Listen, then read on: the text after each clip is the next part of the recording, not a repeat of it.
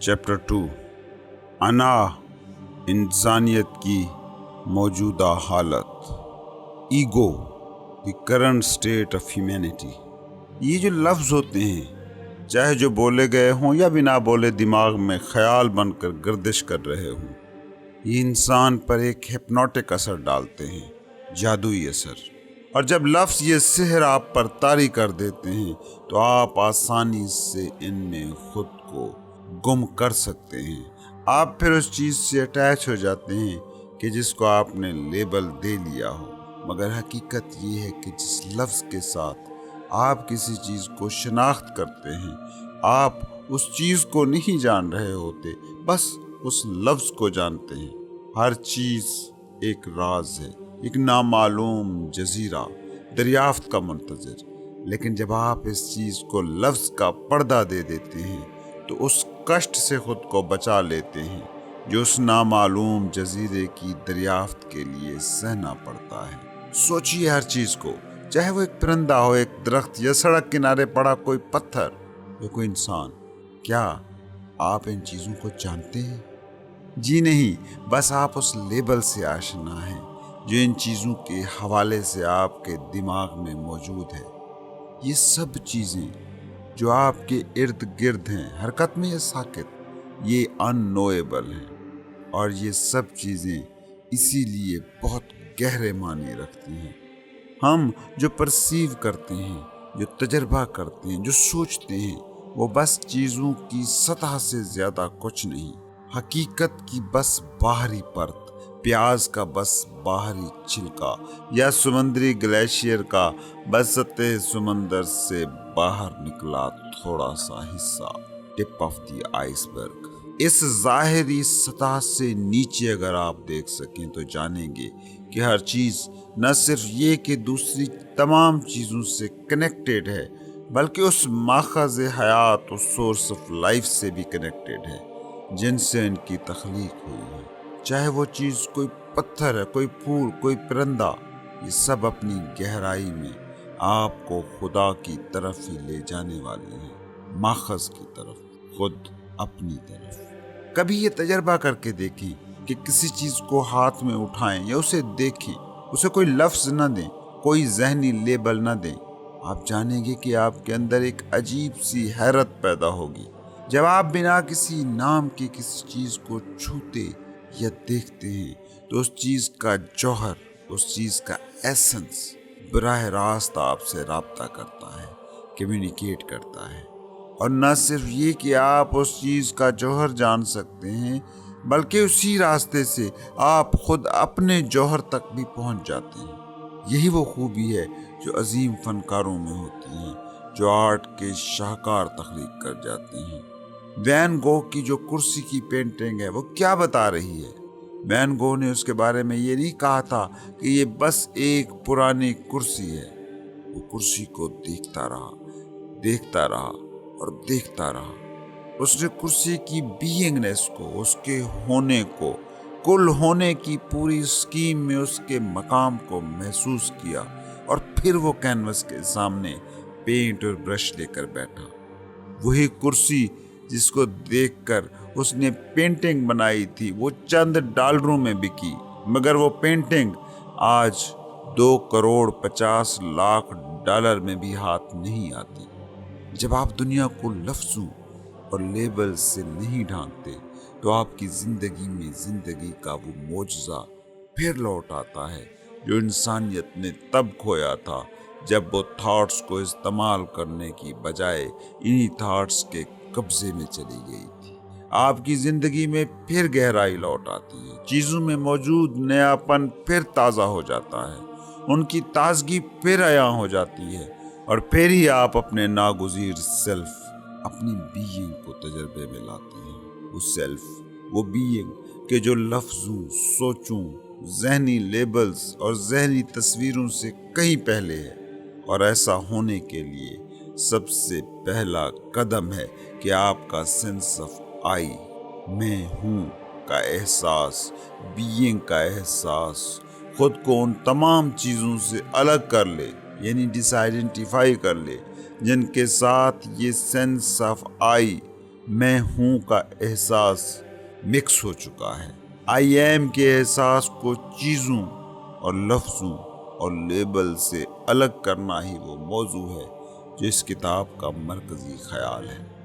یاد رکھیے، آپ جتنا جلد چیزوں، لوگوں یا سچویشن سے لفظی یا مینٹل لیبلز کے ذریعے جڑتے ہیں، اتنا ہی آپ کی اصل حقیقت اتھلی اور زندگی کی گہرائی سے محروم ہوگی، اور جتنا آپ اپنی حقیقت سے محروم ہوں گے اتنا ہی حتمی سچ، ریالٹی، زندگی کا معجزہ جو مسلسل خود کو آشکار کرتا ہے، اس سے آپ خالی ہوتے جائیں گے۔ وہ معجزہ کہ جو صرف آپ کی ذات ہی میں نہیں، آپ کے ارد گرد کی دنیا میں ہی نہیں بلکہ پوری کائنات میں خود کو آشکار کر رہا ہے۔ چیزوں کے ساتھ خود کو ایک مان لینے سے، اشیاء سے آئیڈینٹیفائیڈ ہو جانے سے آپ چالاکی کو تو پا سکتے ہیں مگر حکمت سے محروم ہو جاتے ہیں۔ یہ چالاکی آپ کو چیزیں، عہدے، شہرت دلا سکتی ہے، لیکن اگر آپ کو خوشی، محبت، تخلیقیت اور زندگی چاہیے تو اس کا راستہ حکمت ہے، وزڈم۔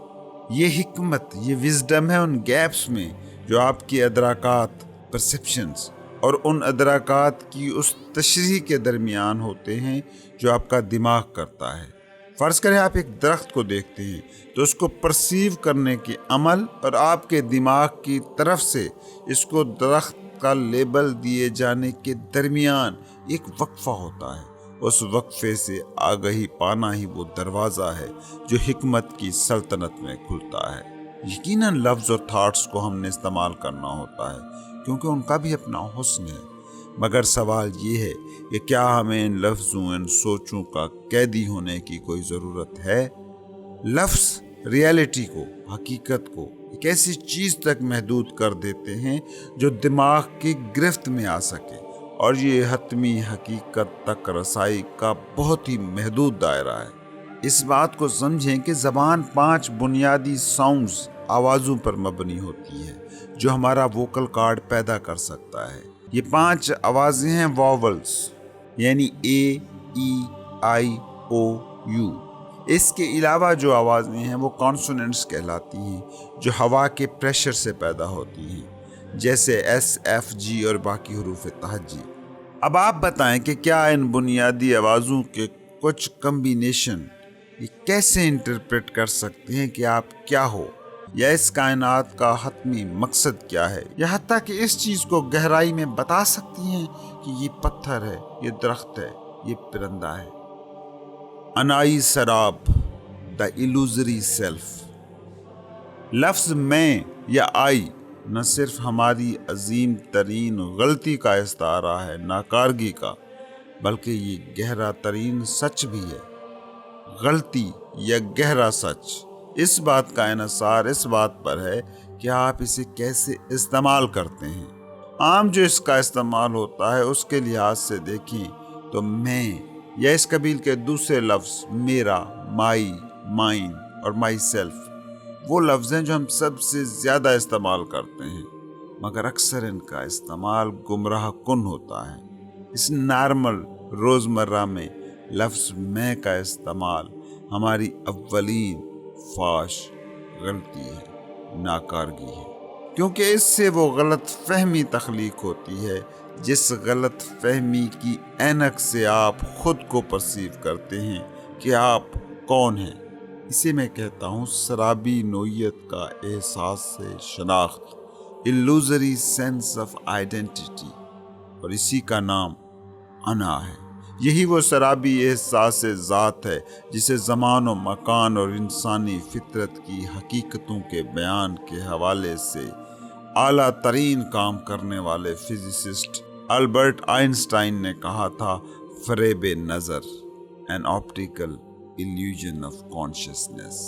جب یہ سرابی احساس ذات یا انا انسان پر قابو پا لیتی ہے تو پھر بعد میں آپ حقیقت، ریالٹی، تھاٹ پروسیسز، رشتوں اور دیگر تعلقات سمیت جس بھی چیز کو سمجھتے ہیں وہ اسی سے سمجھتے، بلکہ درست انداز میں کہا جائے تو اسی سے غلط سمجھتے ہیں، پھر آپ کی حقیقت اس اوریجنل سراب کی اینک سے گزرنے کے بعد ہی آپ تک پہنچتی ہے۔ مگر اچھی خبر یہ ہے کہ اگر آپ سراب کو سراب کے طور پر آئیڈینٹیفائی کر لیں، پہچان لیں، تو یہ سراب خود بخود ڈیزولو ہو جاتا ہے، تحلیل ہو جاتا ہے۔ یہ سراب جیسے ہی جان لیا جاتا ہے وہیں ختم ہو جاتا ہے۔ یہ زندہ بس اسی وقت تک رہتا ہے جب اسی سراب کو آپ اپنی حقیقت مان کر چل رہے ہوتے ہیں، جب یہ سراب طے کر رہا ہوتا ہے کہ ہو آر یو، آپ کیا ہیں۔ اس تک پہنچنے کا آسان ترین راستہ ہے کہ اس سب کو پہچان لیں جو آپ نہیں ہیں۔ اور اگر آپ اس کتاب کے اس چیپٹر اور اگلے چیپٹر کو غور سے اور آہستگی سے سنیں گے تو یہی واقعہ آپ کے ساتھ بھی ہوگا، کیونکہ یہ چیپٹر اسی سے متعلق ہیں کہ ہمارا جھوٹا سیلف، جسے ہم انا کہتے ہیں، اس کے کام کرنے کا طریقہ کیا ہے۔ اس سرابی سیلف، ایلوزری سیلف کی نیچر کیا ہے جسے آپ عموماً میں کہتے ہیں۔ وہ تو وہ نہیں کہ جو آپ اصل میں ہو۔ یہ المیہ ہوا کہ آپ نے خود کو وہ ایک لفظ سمجھ لیا جو آپ کے ووکل کارڈز آئی یا میں کی شکل میں پیدا کرتے ہیں، یا وہ تھاٹ جو آئی کی شکل میں آپ کے دماغ میں ہے، یا جس بھی چیز کے ساتھ آپ نے آئی کو، میں کو نتھی کر رکھا ہے۔ جب ایک بچہ یہ سیکھتا ہے کہ اس کے والدین کے ووکل کارڈ سے نکلے کچھ لفظوں کی ترتیب اس کا نام ہے، تو بچہ خود کو اس نام کے ساتھ ایکویٹ کرنا شروع کر دیتا ہے، مساوی سمجھنا شروع کر دیتا ہے۔ یہی چیز اس کے دماغ میں ایک خیال بنتی ہے جسے وہ میں سمجھتا ہے۔ اس ابتدائی سٹیج پر بچے اس نام کے ساتھ جڑتے تو ہیں مگر تھرڈ پرسن کے طور پر، جیسے عمر کو بھوک لگی ہے، اور اس کے بعد وہ فرسٹ پرسن سیکھتے ہیں، وہ میجک ورڈ، جادوئی لفظ آئی یا میں، اور خود کو اس نام کے مساوی سمجھ لیتے ہیں، وہ نام جس کو وہ پہلے ہی اس بات سے جوڑ چکے ہوتے ہیں کہ وہ یہ ہیں۔ اب اس کے بعد یہ ہوتا ہے کہ دماغ اور بچے کی عمر جو بڑھتی جاتی ہے تو وہ اس آئی تھاٹ، میں کے اس خیال میں دوسرے خیالات کو بھی مکس کرتا جاتا ہے، جیسے میرا یہ مذہب، میری یہ قوم، میرا یہ وطن، سٹیٹس، رنگ، نسل وغیرہ۔ اس کے بعد اگلا قدم وہ ہوتا ہے کہ جب می یا مائنڈ کے تھاٹس، یہ میرا ہے کہ سوچیں پیدا ہوتی ہیں، جنہیں وہ بچہ پارٹ آف آئی، میں کا حصہ سمجھنا شروع کر دیتا ہے۔ میرا گھر، میرا سکول، میرا ملک، میرا کھلونا، یوں چیزوں کے ساتھ آئیڈینٹیفیکیشن کا عمل شروع ہوتا ہے، اور یہیں سے آغاز ہوتا ہے دکھ کا، سفرنگ کا۔ جب بچے سے پھر وہ کھلونا جسے وہ میرا کھلونا کہتا ہے چھینا یا توڑا جاتا ہے تو وہ دکھی ہونا شروع ہو جاتا ہے، اور اس کی وجہ قطعاً یہ نہیں ہوتی کہ اس کھلونے میں اس کی کوئی ذاتی قدر، انٹرنزک ویلیو ہوتی ہے، ہو سکتا ہے بلکہ اکثر ہوتا ہے کہ وہی کھلونا جسے بچہ میرا کھلونا کہہ رہا تھا، جس کے چھیننے یا ٹوٹنے پر وہ دکھی ہو رہا تھا، رو رہا تھا، اس میں خود اس کی دلچسپی ختم ہو جاتی ہے، کیونکہ اگر کھلونے میں اہم ہونے کی کوئی ویلیو، کوئی قدر ہوتی تو پھر وہ تمام عمر رہنی چاہیے تھی، لیکن عملاً یہ ہوتا ہے کہ اس کھلونے کی جگہ کوئی اور کھلونا لے لیتا ہے یا کوئی اور چیز۔ مطلب اس چیز، اس کھلونے میں یہ کوالٹی نہیں تھی کہ اس کے کھونے پر دکھ ہوتا، بلکہ اس تھاٹ میں دکھ ہے جو دماغ اس کھلونے کو میرا کھلونا کہہ کر متعارف کراتا ہے۔ یوں وہ کھلونا بچے کی تعمیر ہو رہی انا کا، احساس ذات کا، آئی کانشیسنس کا حصہ بن جاتا ہے، اور جو بچہ بڑا ہوتا جاتا ہے تو وہی اوریجنل آئی تھاٹ، میں کا احساس ذات، دیگر چیزوں کو لیبل لگا کر تھاٹ بناتا ہے اور میرا کا نام دینا شروع کر دیتا ہے۔ یوں بچہ خود کو صنف، ملکیتوں، حواس کے زد میں آنے والے جسم، قومیت، نسل، مذہب، پیشے سے آئیڈینٹیفائی کرتا جاتا ہے۔ اس کے علاوہ جس چیز سے آئی یا میں خود کو آئیڈینٹیفائی کرتا ہے اس میں اہم ترین ہیں رولز، کردار، ماں کا کردار، باپ کا، شوہر کا، بیوی کا اور دیگر رشتے، یا حاصل شدہ علم یا جمع شدہ آراء، اوپینینز، پسند ناپسند، یا وہ چیزیں جو ماضی میں اس احساس میں کے ساتھ ہوئیں، جن کی یادیں خیالات کی شکل میں دماغ میں سٹور رہتی ہیں۔ یوں ہم ایک پوری کہانی میں کئی کردار، رولز ڈال کر اس کہانی کو میری کہانی کہنے لگ جاتے ہیں اور خود کو وہی کہانی سمجھ لیتے ہیں۔ یہ وہ کچھ چیزیں ہیں جن سے عموماً لوگ اپنا احساس شناخت، سینس آف آئیڈینٹی اخذ کرتے ہیں۔ اگر کسی غیر جانبدار پوائنٹ پر کھڑے ہو کر آپ دیکھ سکیں تو حتمی نتیجے میں یہ تمام چیزیں تھاٹ سے زیادہ کچھ نہیں ہیں، بس انہیں ایک خاص طرح سے ترتیب دے کر سینس آف سیلف میں انویسٹ کر دیا گیا ہے۔ یہ ذہنی ڈھانچہ، مینٹل کنسٹرکٹ، عموماً وہ چیز ہے جس سے آپ مراد لیتے ہیں اس وقت جب آپ لفظ میں یا آئی کہتے ہیں۔ زیادہ اسپیسیفک رہ کر بات کروں تو اکثر جب آپ لفظ میں خود کے لیے استعمال کرتے ہیں تو وہ آپ نہیں بول رہے ہوتے، بلکہ یہی مینٹل کنسٹرکٹ، ذہنی ڈھانچہ بول رہا ہوتا ہے، جسے میں کہتا ہوں ایگوئک سیلف۔ یہ حالت خواب ہے، بے ہوشی کی حالت، انکانشیس، اناویکنڈ، ان انلائٹنڈ اسٹیٹ۔ اس وقت کہ جب آپ بیدار ہوں تب بھی آپ یہ لفظ آئی یا میں استعمال کریں گے، مگر تب یہ لفظ آپ کے باطن کی گہرائیوں سے آتا ہے اور اس کے معنی مختلف ہوتے ہیں۔ اس وقت دنیا کی اکثریتی آبادی ذہن کی مسلسل بہہ رہی ندی، جبری تھنکنگ سے آئیڈینٹیفائیڈ ہے، اور ان سوچوں کی اکثریت بیکار اور بس اعادہ ریپیٹیشنز ہیں۔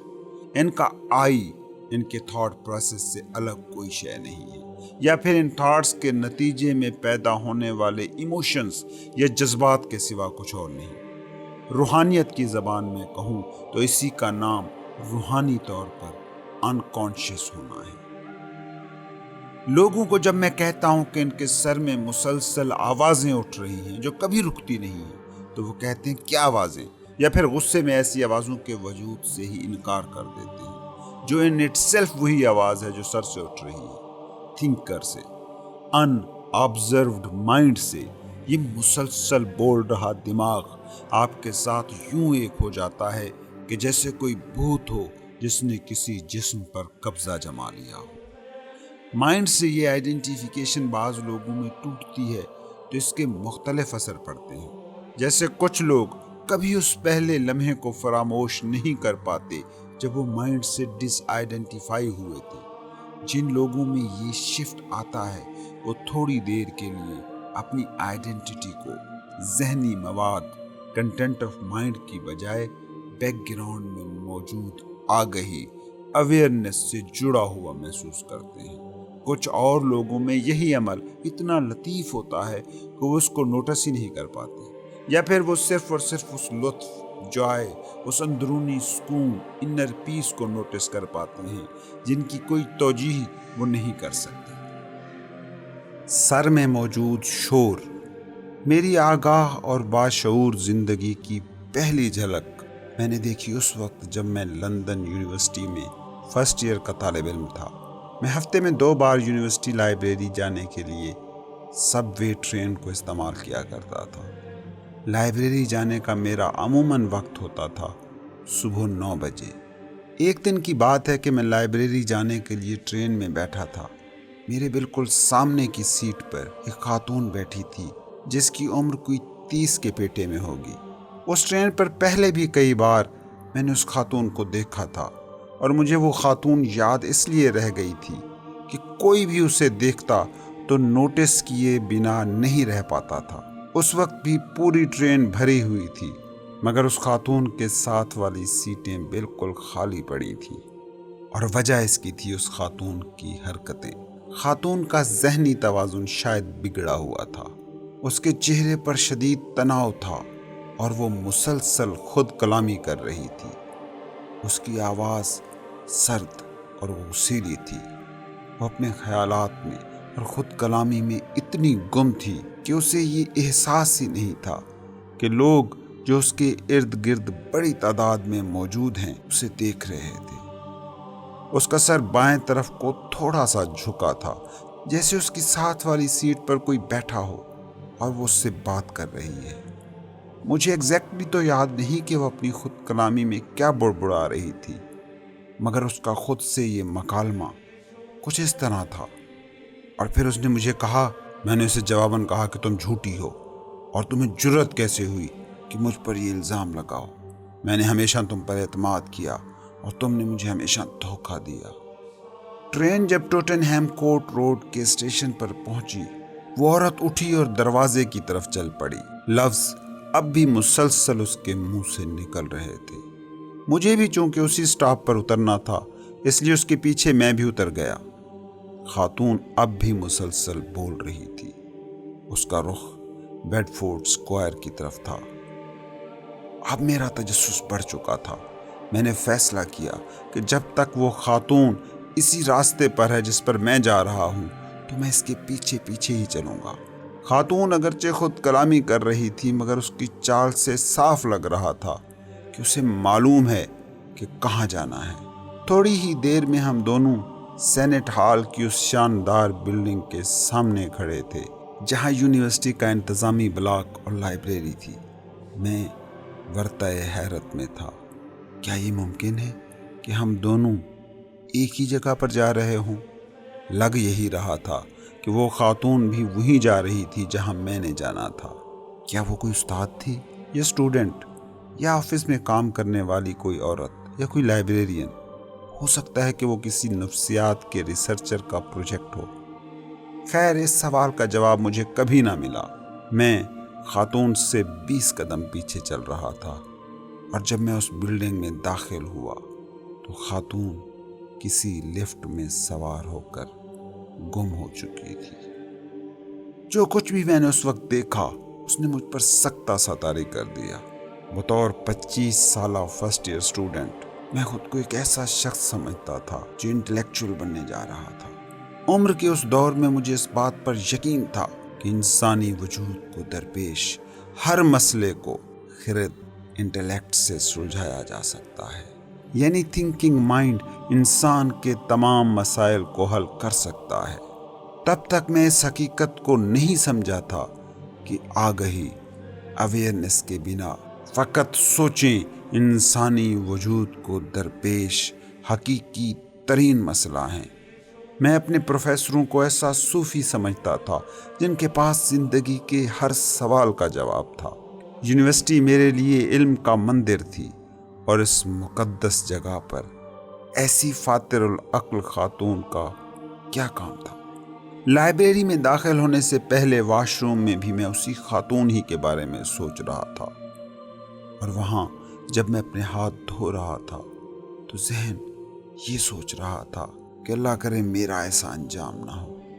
مجھ سے کچھ ہی فاصلے پر کھڑا شخص مجھے حیرانی سے دیکھنے لگا، اور تب مجھ پر یہ لرزہ خیز انکشاف ہوا کہ یہ آخری فکرے میں نے صرف ذہن میں نہیں سوچے تھے بلکہ انہیں بڑبڑا بھی رہا تھا۔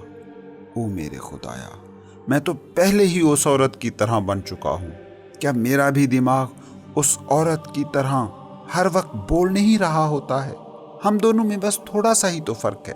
اس خاتون کے ذہن میں غالب خیال غصہ تھا، اور مجھ میں غالب خیال تھا انزائٹی۔ وہ اپنی سوچیں اونچی آواز میں بول رہی تھی، جبکہ میری آواز میرے ذہن میں گونج رہی تھی۔ اگر وہ عورت پاگل ہے تو اس کلیے کے مطابق ہم میں سے ہر شخص بشمول میرے ذہنی کیس ہے، بس فرق صرف ڈگری کا ہے۔ ایک لمحے کے لیے تو میں ٹھٹک کر وہیں رک گیا اور اپنے ذہن کو دیکھنے لگا کہ وہاں کیا کھیل ہو رہا ہے۔ تبھی میں نے محسوس کیا کہ اب میں کسی گہری سطح پر ہوں۔ یہ شفٹ تھا تھنکنگ سے اویئرنس کی طرف۔ اب بھی میں اسی کمرے میں شیشے کے سامنے کھڑا تھا، مگر اب میں خود کو دیکھ رہا تھا۔ یہ وہ لمحہ تھا کہ جب میں اپنے ذہن سے ڈیٹیچ ہو گیا اور پھر میں زور سے ہنس دیا۔ ہو سکتا ہے کہ سننے میں آپ کو میرا یہ کہا احمقانہ لگے، مگر یہ ہرگز بھی احمقانہ نہیں تھا۔ بدھا کا ایک شاندار قول ہے کہ زندگی اتنی بھی سنجیدہ نہیں جتنا انسانی ذہن نے اسے بنا رکھا ہے۔ میرا اس وقت کا وہ کہا اسی حقیقت کی طرف اشارہ تھا، مگر یہ کیفیت تھوڑی ہی دیر رہی اور کچھ دن بعد میں وہ سب بھول بھال گیا۔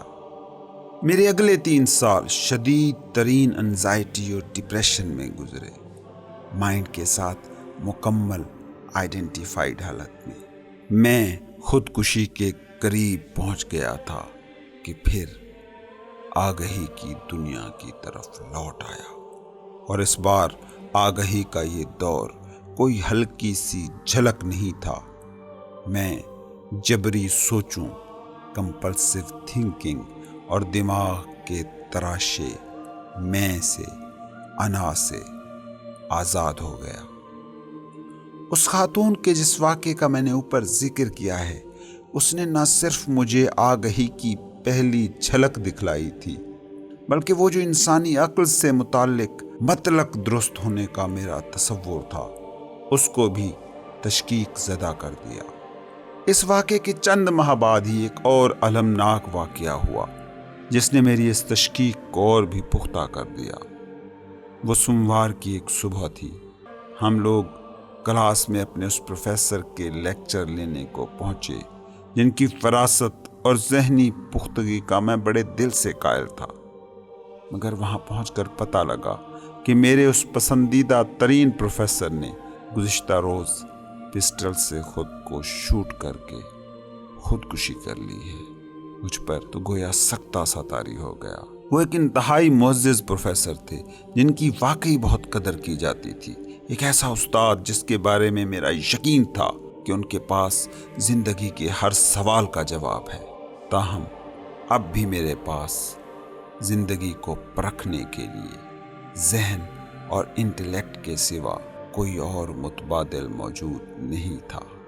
ابھی بھی میرے اندر کہیں یہ احساس نہیں تھا کہ تھنکنگ اس شعور کا صرف ایک چھوٹا سا جزو ہے، وہ شعور جو ہم ہیں۔ نہ ہی تب تک مجھے یہ پتا تھا کہ انا کیا ہے۔ اپنے اندر انا کی موجودگی کا احساس تو خیر ابھی مجھ سے کوسوں دور تھا۔ انا کی ساخت اور اس کے تشکیلی عناصر۔ انائی دماغ کلی طور پر ماضی سے مشروط ہوتا ہے، کنڈیشنڈ۔ اس کی مشروطیت، کنڈیشننگ، دو رخی ہوتی ہے۔ ایک اس کا کنٹینٹ، مواد، تشکیلی عناصر، اور دوسرا اس کا ڈھانچہ، اس کی ساخت۔ ایک بچہ کے جس کا کھلونا چھین لیا جاتا ہے، اس سے وہ جس دکھ کا سامنا کرتا ہے اور چیختا چلاتا ہے، وہ کھلونا نمائندگی کرتا ہے انا کے مواد کا، کنٹینٹ کا۔ اور یہ کھلونا کسی بھی چیز کے ساتھ بعد میں بدل جاتا ہے، کوئی اور کھلونا یا کوئی اور چیز۔ وہ کنٹینٹ جس سے آپ آئیڈینٹیفائی ہو جاتے ہیں، وہ آپ کے ماحول، آپ کی پرورش، تربیت اور ارد گرد کے کلچر سے مشروط ہوتا ہے۔ جہاں تک تعلق ہے کھلونے کے چھن جانے سے پیدا ہونے والے دکھ کا، تو بچہ چاہے امیر کا ہو یا غریب کا، کھلونا چاہے معمولی لکڑی سے گھڑا گیا کوئی جانور کا پتلا ہو یا کوئی نفیس سا بجلی سے چلنے والا گیجٹ، اس سے کوئی فرق نہیں پڑتا۔ وہ وجہ کہ جو اس دکھ کو تخلیق کرتی ہے، وہ چھپی ہے ایک لفظ میں، میرا۔ اور یہ سٹرکچرل، ساختیاتی چیز ہے۔ انسان کی دوسری اشیاء کے ساتھ تعلق کو بڑھاوا دینے والی لاشعوری مجبوری، انکانشیس کمپلژن، انائی دماغ کے بنیادی ڈھانچے میں پیوست ہوتی ہے۔ بنیادی ترین ذہنی ڈھانچہ جس سے انا کو وجود ملتا ہے، وہ ہے آئیڈینٹیفیکیشن۔ لفظ آئیڈینٹیفیکیشن لاطینی لفظوں آئیڈم اور فیسر سے بنا ہے۔ آئیڈم کا مطلب ہے سیم، ایک سا، اور فیسیر سے مراد ہے ٹو میک، یا بنانا۔ جب میں کسی چیز سے آئیڈینٹیفائی ہوتا ہوں تو میں اسے ایک سا ہی بنا لیتا ہوں۔ ایک سا بنا لینے سے کیا مراد ہے؟ سیم ایز آئی، میں جیسا۔ اسے میں احساس ذات کا حصہ بنا لیتا ہوں، اور یوں یہ چیز میری شناخت، آئیڈینٹی کا ہی ایک حصہ بن جاتی ہے۔ اس آئیڈینٹیفیکیشن کا بنیادی ترین سطح پر اظہار ہوتا ہے چیزوں کے ساتھ خود کو ایک کر لینا، آئیڈینٹیفائی کر لینا۔ وہ بچے اور کھلونے والی مثال کو ذہن میں رکھیں۔ اب وہی کھلونا میری کار بن جاتا ہے، میرا گھر بن جاتا ہے، میرے کپڑے بن جاتا ہے، اور اسی طرح کی باقی ساری چیزیں۔ میں پھر خود کو انہی چیزوں میں ڈھونڈتا ہے، مگر کبھی ڈھونڈ نہیں پاتا، اور اس سارے سفر کا نتیجہ نکلتا ہے اس شکل میں کہ میرا میں کھو جاتا ہے۔ انا کی یہی حتمی منزل ہے، چیزوں کے ساتھ آئیڈینٹیفیکیشن۔ ایڈورٹائزنگ انڈسٹری سے وابستہ لوگ بہت اچھی طرح اس بات کو جانتے ہیں کہ لوگوں کو وہ چیزیں خریدنے کے لیے جو ان کی ضرورت بھی نہیں ہے، کیسے یہ یقین دلانا ہے کہ یہ چیزیں ان میں کچھ اضافہ کریں گی۔ وہ جس چیز کو بطور خود دیکھتے ہیں یا دوسرے انہیں جیسے دیکھتے ہیں، ان میں کچھ ایڈ کریں گی۔ دوسرے لفظوں میں یہ چیزیں اس احساس سے ذات میں کچھ ایڈ کریں گی جو ان کو اپنی ذات سے متعلق ہے۔ مثال کے طور پر یہ ایڈورٹائزر آپ کو بتائیں گے کہ جب آپ ان کی پیش کردہ پروڈکٹ استعمال کرو گے تو عام لوگوں جیسے نہیں رہو گے، کچھ خاص ہو جاؤ گے، جس کا مطلب ہے کہ وہ کہہ رہے ہیں کہ ان کی چیز کو، پروڈکٹ کو خرید کر آپ زیادہ بھرپور آپ ہو جاؤ گے۔ یا پھر وہ یہ کرتے ہیں کہ وہ اپنی پروڈکٹ اور کسی مشہور، کسی جوان، کسی پرکشش یا کسی گڈ لکنگ شخصیت کے درمیان ایک تعلق تخلیق کر دیں گے، حتیٰ کہ اس مقصد کے لیے کسی پرانی یا مردہ سیلیبریٹی کی تصویر تک کو بھی وہ استعمال کر لیتے ہیں۔ ان کے اشتہار میں نہ بولا گیا مفروضہ یہ ہوتا ہے کہ ان کی پروڈکٹ کو خرید کر یہ معجزہ ہو جائے گا کہ آپ ان جیسے ہو جائیں گے یا ان کا ظاہری سا خاکہ لگیں گے۔ اس لیے اکثر ایسا ہوتا ہے کہ آپ کوئی پروڈکٹ نہیں خریدتے، بلکہ آئیڈینٹی میں کچھ اضافہ خرید رہے ہوتے ہیں۔ ڈیزائنرز کے لیبل بنیادی طور پر آئیڈینٹیز ہی ہوتی ہیں جو آپ خریدتے ہیں، وہ مہنگی پروڈکٹ ہوتی ہیں، اس لیے ایکسکلوزیو ہیں۔ اگر یہی ڈیزائنرز پروڈکٹ ہر کوئی خرید پاتا تو ان پروڈکٹس سے جڑی وہ نفسیاتی ویلیو ختم ہو جاتی اور بس رہ جاتی وہ رقم جو آپ نے خریدنے پر خرچ کی ہوتی ہے۔ کون سی چیزوں کے ساتھ آپ آئیڈینٹیفائی ہوتے ہیں، اس کا انحصار آپ کی عمر، صنف، آمدنی، سماجی رتبے، فیشن، موجودہ کلچر اور اس طرح کی دیگر چیزوں پر ہوتا ہے۔ جس بھی چیز کے ساتھ آپ آئیڈینٹیفائی ہوئے وہ مواد ہے، اور ان چیزوں سے لاشعوری طور پر آئیڈینٹیفائی ہو جانے کا جبر انا کا سٹرکچر ہے۔ یہی وہ دو بنیادی ترین پہلو ہیں جن میں رہ کر انائی دماغ آپریٹ کرتا ہے۔ ویسے کتنی باہم متصادم حقیقت ہے کہ وہ چیز کہ جو کنزیومر سوسائٹی، صارف سماج کو زندہ رکھتی ہے، دوام دیتی ہے، یعنی چیزوں میں خود کو ڈھونڈنا، وہ عملاً کبھی بھی کام نہیں کرتی، کیونکہ ایگو کا اطمینان ہمیشہ تھوڑی سی دیر کے لیے ہوتا ہے، اور اس کے بعد پھر آپ اسی جستجو میں انا کو مطمئن کیسے کیا جائے، زیادہ چیزیں خریدنے میں، زیادہ کنزیوم کرنے کے پیچھے۔ یہاں ایک بات سمجھ لیں کہ بلا شبہ ہماری ایگزسٹنس کا ایک مادی پہلو ہے جس میں چیزیں ضروری ہیں، اور ہماری زندگیوں کا ایک ناگزیر پہلو ہے۔ ہمیں گھر چاہیے، کپڑے چاہیے، فرنیچر، ٹولز، نقل و حمل کے ذریعے چاہیے۔ اس کے علاوہ انسانی زندگی میں کچھ چیزیں ایسی ہوتی ہیں جن کو ہم ان کے حسن، ان کی فطری خصوصیات کی وجہ سے ویلیو دیتے ہیں، اہمیت دیتے ہیں۔ چیزوں کی اس دنیا کو ہمیں احترام دینا چاہیے، ان سے نفرت نہیں کرنی چاہیے، کیونکہ اپنی بنیاد میں ہر چیز کی ایک بینگنیس سے۔ ہر چیز میں ایک زندگی کی روح ہے، ہستی ہے۔ ہر مادی چیز جو عارضی طور پر مادی شکل میں ہے، اس کا بھی بنیادی ماخذ ایک ہی حیات ہے، وہ حیات کہ جو خود ماورائے ہر شکل و ساخت ہے، وہ حیات جو ہر شے کا ماخذ ہے، ہر جسم کا مبدا ہے، ہر فارم کی روح ہے۔ قدیم ترین تہذیبوں میں لوگ یہ یقین رکھتے تھے کہ ہر شے، حتیٰ کہ وہ چیزیں جنہیں ہم بے جان اشیاء کہتے ہیں، ان میں بھی ایک روح ہوتی ہے۔ اس نظر سے دیکھیں تو قدیم دور کے یہ انسان حتمی سچ سے ہم سے کہیں زیادہ قریب نظر آتے ہیں۔ جب آپ ذہنی تجرید، مینٹل ایبسٹریکشن کی اس مردہ دنیا میں رہیں گے تو آپ اس کائنات کے زندہ پن کا احساس نہیں کر پائیں گے۔ دنیا کے لوگوں کی اکثریت کسی لیونگ ریئلٹی، زندہ حقیقت کے باسی نہیں ہے، بلکہ اپنے ذہن کی ہی بسائی متصورہ دنیا میں آباد ہے۔ لیکن یہ بات ذہن میں بٹھا لیں کہ ہم ان چیزوں میں موجود زندہ پن کے احساس کو تکریم نہیں دے سکتے اگر ہم ان چیزوں کو اپنے سیلف امیج کو بڑھاوا دینے کا فقط ایک ذریعہ سمجھتے ہیں۔ مطلب اگر ہم ان چیزوں کے ذریعے سے خود کو ڈھونڈ رہے ہیں تو ہم اپنے ہونے کی ہی بے توقیری نہیں کر رہے، بلکہ ان چیزوں کی بینگنیس کو بھی بے توقیر کر رہے ہیں۔ اور ٹھیک یہی وہ کام ہے جو انا کرتی ہے۔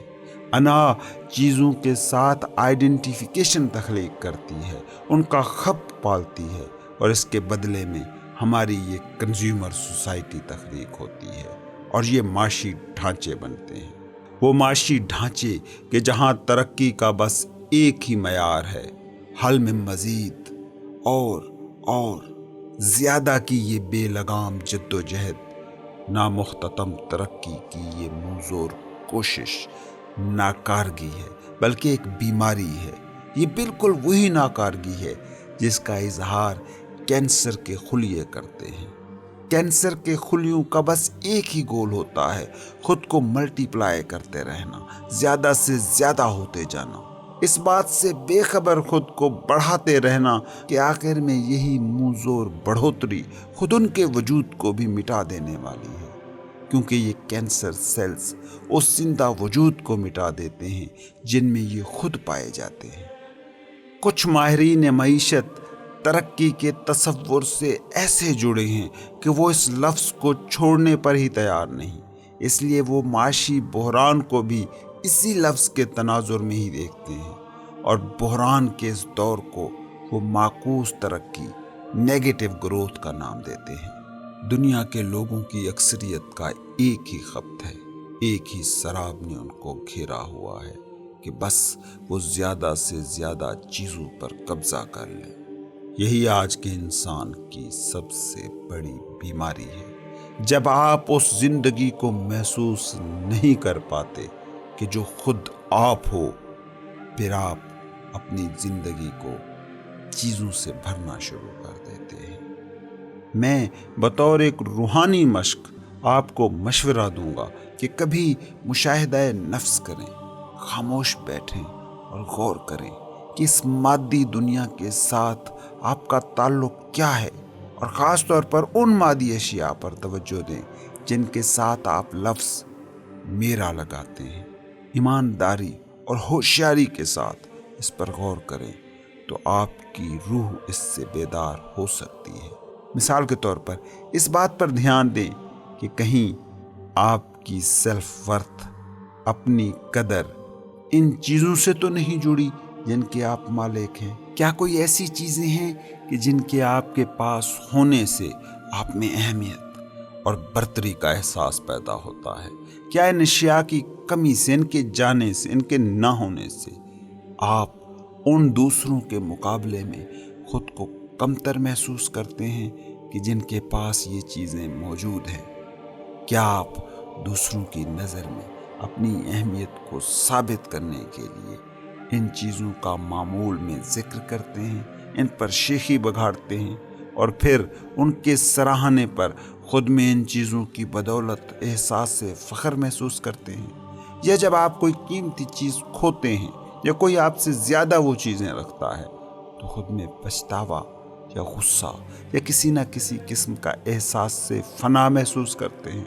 اگر یہ علامتیں آپ میں ہیں تو آپ انائی دماغ کی گرفت میں ہیں، وہ انائی دماغ کی تشنگی، احساس سے ناکاملیت اور موت کے دم تک بے چینی جس کا مقدر ہے۔ گمشدہ انگوٹھی۔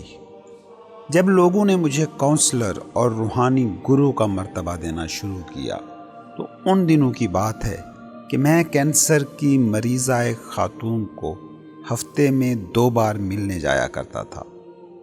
وہ 40 سال کے آس پاس عمر کی ایک ٹیچر تھی اور ڈاکٹروں کی طرف سے اسے بس چند ماہ کا وقت ہی دیا گیا تھا۔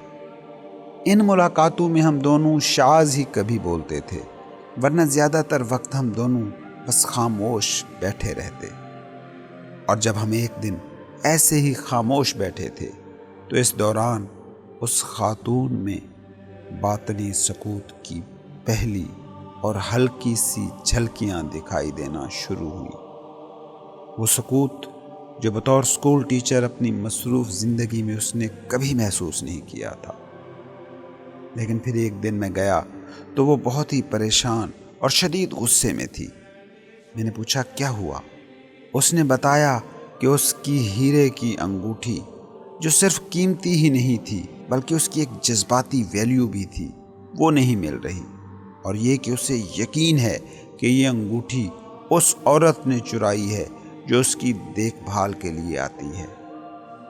اس کا کہنا تھا کہ مجھے سمجھ نہیں آ رہا کہ کوئی کیسے اتنا سیاہ دل اور بے رحم ہو سکتا ہے کہ ایک مرتی ہوئی خاتون کی ایک ایسی چیز چرا لے جو اس کے لیے جذباتی اہمیت رکھتی ہو۔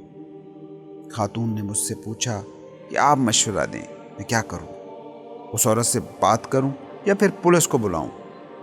میں نے جواب میں اسے کہا، میں تمہیں یہ نہیں بتا سکتا کہ تم کیا کرو، لیکن مجھے تم ایک بات بتاؤ کہ زندگی کی جس سٹیج پر تم اس وقت ہو اس میں ایک انگوٹھی یا کسی بھی چیز کی کتنی کوئی اہمیت ہو سکتی ہے؟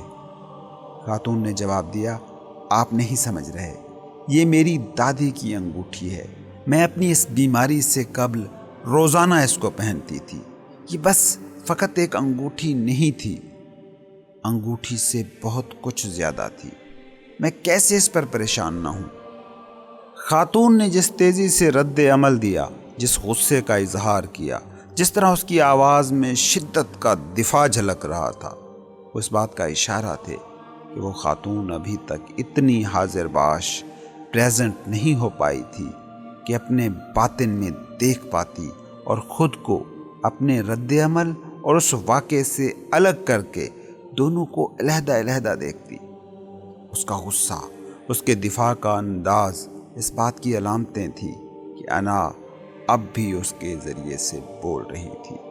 میں نے کہا، میں تم سے چند سوال پوچھتا ہوں، مگر ان کے جواب مجھے نہ دو بلکہ غور سے سوچو، کیا ان سوالوں کے جواب تمہیں اپنے اندر سے ملتے ہیں کہ نہیں؟ میں ہر سوال کے بعد تھوڑا سا رکوں گا جب اس کا جواب آئے، اور لازمی نہیں کہ یہ جواب لفظوں کی شکل میں ہو۔ خاتون نے کہا کہ ٹھیک ہے، وہ ہمتن گوش ہے۔ میں نے پہلا سوال کیا کہ کیا تمہیں اس بات کا احساس ہے کہ جلد یا بدیر تمہیں اس انگوٹھی کو چھوڑنا ہی پڑے گا، اور تمہارے معاملے میں تو شاید یہ وقت بہت ہی جلد آنے والا ہے؟ دوسرا سوال میں نے کیا کہ آخر تمہیں کتنا وقت چاہیے کہ تم چیزوں کو چھوڑنا سیکھو گی، لیٹ گو کرنا سیکھو گی؟ کیا تم ان چیزوں کو چھوڑ کر اس سے کم ہو جاؤ گی جتنی تم ہو؟ کیا انگوٹھی کے اس کھونے سے تمہارے احساس سے ذات میں کمی واقع ہوگی؟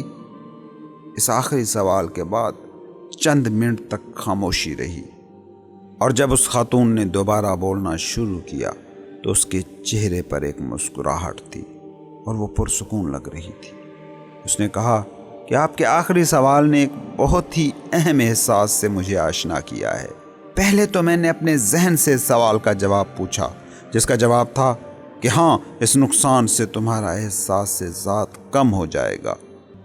اس کے بعد یہ سوال میں نے پھر خود اپنے آپ سے کیا، کیا اس سے میرا احساس میں واقعی کم ہوگا؟ اس انگوٹھی کے چلے جانے سے میں نہیں رہوں گی؟ اور تب اچانک مجھے اپنی آئی ایم نیس محسوس ہوئی، ایسی کیفیت جو اس سے قبل میں نے زندگی میں کبھی محسوس نہیں کی تھی۔ اگر میں اپنے آئی ایم نیس، اپنے احساس ذات کو اس شدت سے محسوس کر رہی ہوں تو اس کا مطلب یہ ہے کہ میرے احساس ذات کو اس انگوٹھی کے ہونے یا نہ ہونے سے کوئی بھی فرق نہیں پڑا۔ میں اب بھی یہ احساس محسوس کر رہی ہوں جو بہت پیسفل اور انتہائی زندہ ہے۔ میں نے کہا، یہی تو ہے ہستی کا لطف، جوائے آف بینگ۔ یہ وہ احساس ہے جو آپ صرف اسی وقت محسوس کرتے ہیں جب آپ اپنے ذہن کی دنیا سے باہر آتے ہیں۔ بینگ فیل ہو سکتی ہے، سوچی نہیں جا سکتی، اور ایگو اس کے بارے میں کچھ نہیں جانتی، کیونکہ ایگو مجموعہ ہی تھاٹس کا ہے۔ وہ انگوٹھی تمہارے دماغ میں موجود ایک تھاٹ تھی جسے تم نے سینس آف آئی ایم، اپنے احساس ذات کے ساتھ کنفیوز کر دیا تھا۔ تم نے سوچا تھا کہ آئی ایم یا اس کا کوئی جزو اس انگوٹھی میں بھی ہے۔ ایگو جو کچھ بھی ڈھونڈتی ہے، چاہتی ہے، اس سے چمٹ جاتی ہے۔ وہ بینگ کا متبادل ہوتا ہے، وہ بینگ جسے ایگو محسوس نہیں کر سکتی۔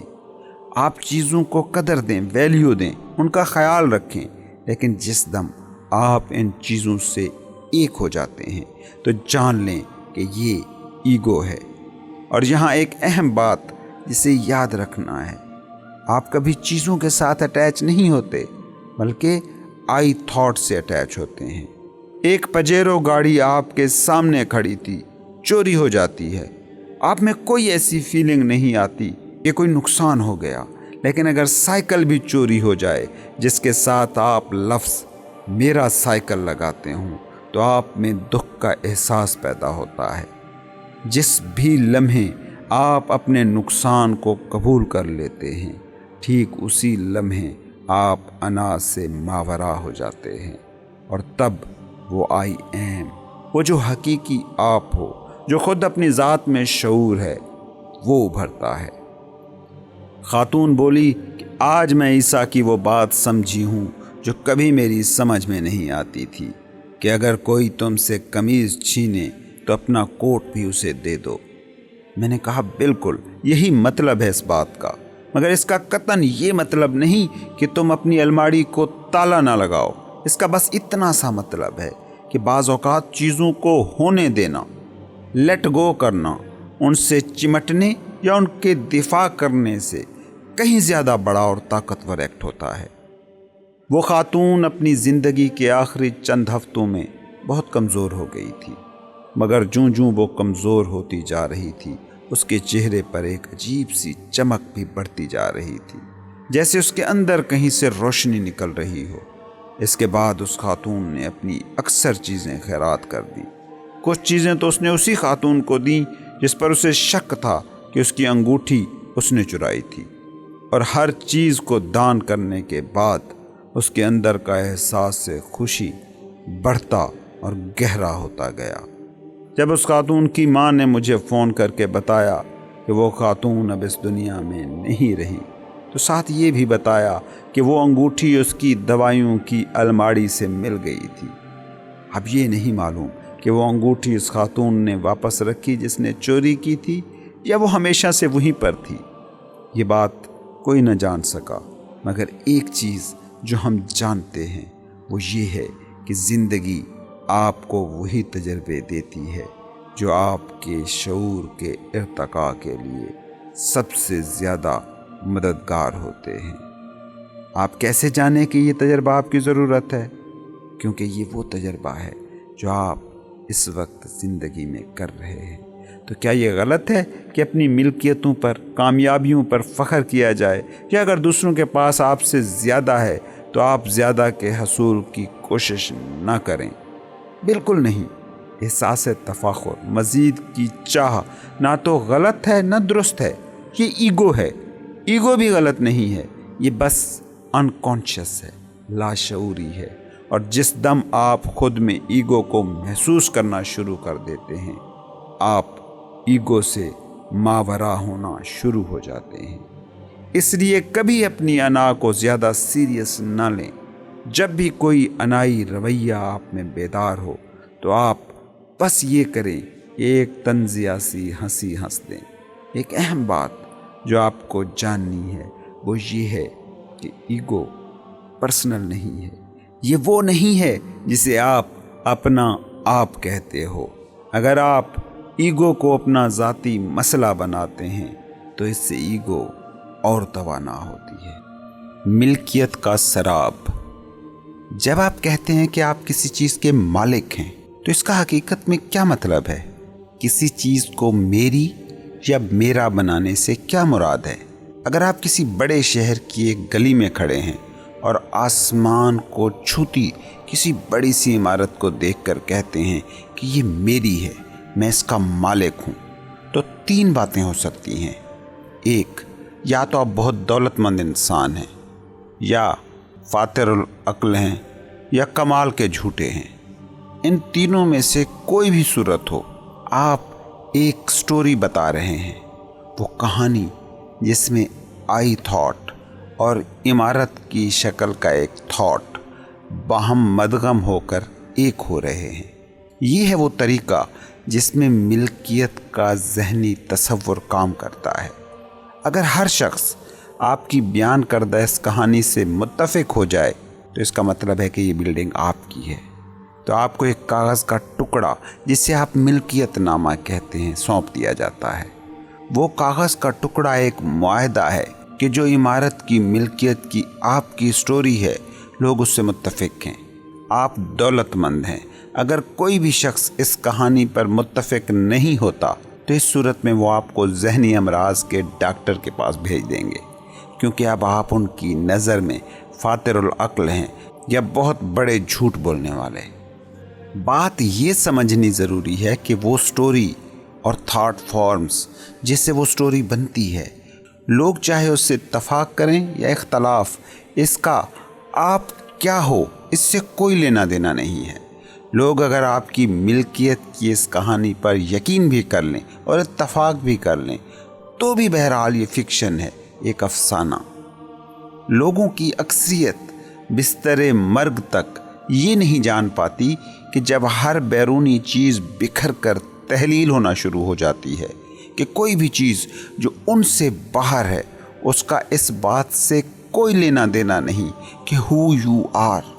موت کے نزدیک ملکیت کا یہ سارا تصور، یہ سارا ذہنی ڈھانچہ حتمی نتیجے میں بے معنی سا ایک تصور رہ جاتا ہے۔ زندگی کے آخری لمحات میں لوگ اس بات کو بھی محسوس کرتے ہیں کہ وہ احساس ذات جو زندگی بھر وہ ڈھونڈتے رہے، ان کی بینگ، وہ احساس انہیں کبھی چھوڑ کر گیا ہی نہیں تھا، وہ اب بھی وہی ہے، مگر وہ چیزوں کے ساتھ ان کی آئیڈینٹیفیکیشن، چیزوں کے ساتھ خود کو ایک مان لینے کی وجہ سے دھندلا گیا تھا۔ اور چیزوں کے ساتھ آئیڈینٹیفیکیشن سے مراد ہے دماغ کے ساتھ خود کو ایک سمجھ لینا۔ عیسیٰ علیہ السلام نے کہا تھا کہ مبارک ہیں وہ غریب روحیں کہ جن کے لیے خدائی سلطنت ہے۔ یہاں غریب روحوں سے کیا مراد ہے؟ کہ ان کے اندر کوئی بوجھ نہیں ہوتا، کوئی آئیڈینٹیفیکیشن نہیں ہوتی، نہ اشیاء، نہ کوئی ذہنی تصورات کہ جو ان کے احساس ذات پر غالب ہوں۔ اور خدائی سلطنت سے کیا مراد ہے؟ سادہ مگر ٹھوس جواب، جوائے آف بینگ، جو آپ اس وقت فیل کرتے ہیں جب چیزوں کے ساتھ اپنی آئیڈینٹیفیکیشن کو ترک کر دیتے ہیں۔ یہی وہ وجہ ہے کہ مشرق ہو یا مغرب، وہاں کی صوفیانہ روایات میں چیزوں کو ترک کرنا ایک اہم مشق رہی ہے۔ لیکن یہاں ایک بات کو یاد رکھیں کہ صرف اٹھ کر چیزوں کو ترک کر دینے کا لازمی نہیں نتیجہ یہ نکلے کہ آپ ایگو سے آزاد ہو جائیں۔ ایگو کی نیچر ایسی ہے کہ اگر آپ چیزوں کی ملکیت کو ترک کرنے کا قدم اٹھا بھی لیں تو یہ نئی طرز سے آئیڈینٹیفیکیشن تراش لیتی ہے۔ सोचें किसी सूफी के बारे में कि जो फैक्ट्रियों का मालिक था और उसने सब छोड़कर जंगल का रुख कर लिया। जंगल में वो किसी गरीब आदमी की झोंपड़ी के सामने से गुजरा और उन्हें दुनियावी मामलात में लथपथ पाया तो कहा, यार क्या लोग हैं, ये झोंपड़ी तक को नहीं छोड़ पा रहे। मुझे देखो कि मैं फैक्ट्रियों और बंगलों को छोड़ आया हूँ, इनसे झोंपड़ी तक नहीं छूट रही। आप समझ रहे हैं कि अब वो सूफी होने के मेंटल इमेज से आइडेंटिफाइड है जो उसकी ईगो को पहले से भी ज़्यादा मजबूत कर रहा है।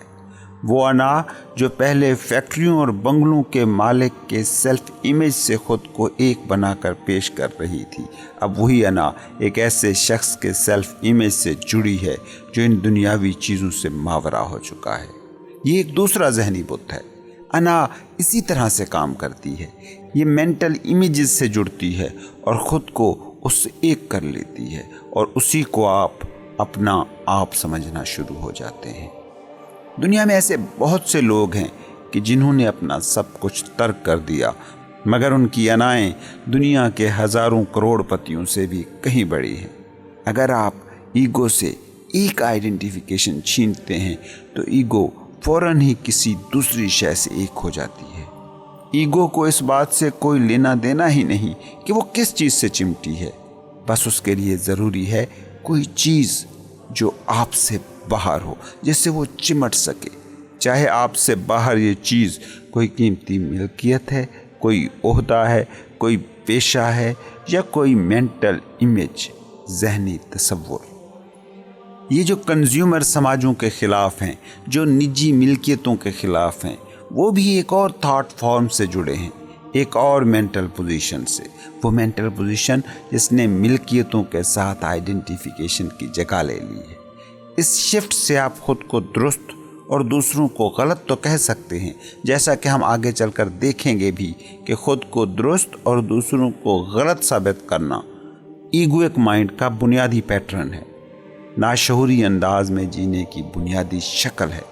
दूसरे लफ्ज़ों में कहूँ तो ये कि ईगो का कंटेंट, उसका मवाद तो बदलता रहता है, मगर वो बुनियादी ढांचा जिसमें रहते हुए ईगो काम करती है वो कभी तब्दील नहीं होता।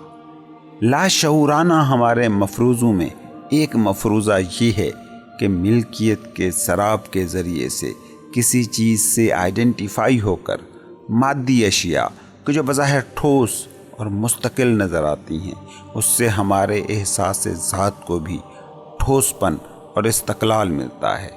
ये जो आप इमारतें बनाते हैं या ज़मीनें ख़रीदते हैं, ये वही चीज़ें हैं कि जिनके बारे में आप सोचते हैं कि ये वो हैं जो तबाह नहीं होती। और ज़मीन के मामले में ये मिल्कियत वाली हमाकत और भी नुमायाँ होकर सामने आती है। जब अंग्रेज़ों ने दूसरे खित्तों को कॉलोनाइज़ करना शुरू किया तो उस वक्त शुमाली अमेरिका के लोगों को पहली बार ज़मीन की मिल्कियत के तसव्वुर के बारे में पता चला और वो ये सोचकर हैरान हुए कि ज़मीन की मिल्कियत, मतलब उनके लिए ये उस वक्त अनोखा ही एक तसव्वुर था। और यही हुआ कि जब यूरोप के वहाँ आबादकारों ने कागज़ दिखाकर कहा कि ये ज़मीन अब हमारी है, तो अगरचे उन्हें वो कागज़ भी समझ ना आए, मगर बहरहाल उन कागज़ों के बल पर उनसे ज़मीन छीन ली गई। शुमाली अमेरिका के लोग उस वक्त ये तसव्वुर रखते थे कि ज़मीन हमारी मिल्कियत नहीं है, हम ज़मीन की मिल्कियत हैं। अना की यही फितरत है कि वो चीज़ें रखने को होने के मसावी समझती है। उसके लिए हैविंग का मतलब है बीइंग।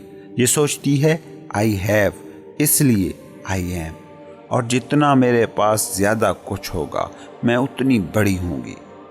ईगो तकाबुल के ज़रिए ही जीती है। लोग कैसे आपको देखते हैं, यही चीज़ बन जाती है बाद में कि आप खुद को कैसे देखते हैं। सोचें ना, हर शख्स अगर महल में रहता होता, हर शख्स के पास अगर दौलत के अंबार होते, तो ये जो आप दौलत से और महल से अपने एहसास ज़ात को अखज़ करते हैं वो कभी ना कर पाते। तब शायद आप ये करते कि झोंपड़ी में रहते, दौलत लुटाते, चीज़ों को तर्क करते और यूं रूहानी स्पिरिचुअल कहलाकर वो बीइंग का एहसास पाने लग पड़ते और अपनी शनाख्त को उसमें ढूंढते। दूसरे आपको कैसे देखते हैं आज یہ وہ آئینہ بن چکا ہے جو آپ کو بتاتا ہے کہ آپ کیسے ہو اور آپ کیا ہو۔ انا اپنی اوقات کا اندازہ بس ایک ہی معیار سے لگاتی ہے، اور وہ یہ کہ دوسروں کی نظر میں آپ کی اوقات کیا ہے۔ آپ کو دوسرے لوگ چاہیے جو آپ کو احساس ذات دیں، اور اگر آپ اس کلچر میں زندہ ہیں جس میں سیلف ورتھ مساوی ہے کہ آپ کے پاس کتنا ہے اور آپ کیا ہیں، تو آپ اپنی باقی ساری زندگی چیزوں کا پیچھا ہی کرتے رہیں گے، اور وہ بھی اس خام خیال کے ساتھ کہ اس کے ذریعے سے آپ کی تکمیل ہو جائے گی اور آپ کو احساس ذات نصیب ہو جائے گا۔ چیزوں کے ساتھ یہ جو اٹیچمنٹ ہے، اس سے کیسے چھٹکارا پایا جائے؟ اگر یہ سوال آپ کے ذہن میں ہے تو میں ایک ہی بات کہوں گا کہ کبھی یہ کوشش ہی نہ کریے گا، کیونکہ یہ ناممکن ہے۔ چیزوں کے ساتھ خود کو شناخت کرنے سے نجات چاہیے تو آپ نے بس ایک کام کرنا ہے، ایک کام کہ ان چیزوں میں خود کو ڈھونڈنا چھوڑ دیں۔ بعض اوقات یہ ہوتا ہے کہ آپ سمجھتے تو یہ رہتے ہیں کہ آپ چیزوں کے ساتھ اٹیچ نہیں ہیں اور خود کو چیزوں میں نہیں ڈھونڈتے ہیں، مگر ہو اس سے الٹ رہا ہوتا ہے۔ اس کو جاننے کا وقت ہوتا ہے وہ کہ جب کوئی بڑا نقصان ہو جائے، کوئی چیز چھن جائے۔ اگر کسی چیز کے چھن جانے پر آپ پریشان ہو جاتے ہیں، تناؤ میں، ڈپریشن میں آ جاتے ہیں، متفکر ہو جاتے ہیں، تو جانیے کہ آپ چیزوں کے ساتھ ہی آئیڈینٹیفائیڈ ہیں، اور آپ کا احساس ذات چیزوں کے ذریعے ہی سے قائم ہے۔ اور یہاں میں یہ بھی بتا دوں کہ جس دم آپ اس آگہی کو پاتے ہیں کہ آپ کسی چیز سے آئیڈینٹیفائیڈ ہیں، تو آئیڈینٹیفیکیشن اب کلی نہیں رہی، ٹوٹل نہیں رہی، کمزور ہو گئی، کیونکہ اب آپ یہ جان رہے ہیں کہ میں آگہی ہوں، اویئرنیس ہوں، وہ آگہی جو اس بات سے آگاہ ہے کہ میں کسی چیز سے اٹیچ ہوں، جسے میں شعور کا انقلاب کہتا ہوں۔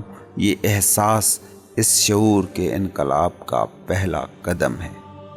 احساس سے قلت، مزید کی چاہت۔ انا کو سمجھیں، انا خود کو شناخت کرتی ہے چیزیں رکھنے سے، ہیونگ سے، لیکن کبھی آپ نے غور کیا کہ چیزوں کے ہونے سے ایگو جو اطمینان کشید کرتی ہے وہ بہت ہی سطحی اور عارضی ہوتا ہے۔ اس کے اندر ہی عدم اطمینان کا، نہ مکمل ہونے کا، کافی نہ ہونے کا گہرا احساس ہمیشہ موجود رہتا ہے۔ آپ کچھ بڑے سے بڑا بھی پالیں، انا کہے گی کہ نہیں، ابھی کافی نہیں۔ غور کریں تو انا کی بات سمجھ لیں گے کہ کچھ بھی آپ پالیں، کچھ بھی آپ خرید لیں، انا کی تشنگی نہیں مٹ سکتی۔ جیسا کہ ہم نے اوپر یہ جانا کہ ہیونگ، ملکیت کا تصور، ایک فکشن ہے، ایک افسانہ جو ہماری ایگو تراشتی ہے اور جس کے ذریعے سے وہ خود کو ٹھوس شکل اور استقلال دیتی ہے، خود کو خاص محسوس کرتی ہے۔ یاد رکھیے، چیزوں کو رکھنے سے، ہیونگ سے آپ خود کو کبھی بھی نہیں پا سکتے، اور یہ بات انا بھی جانتی ہے۔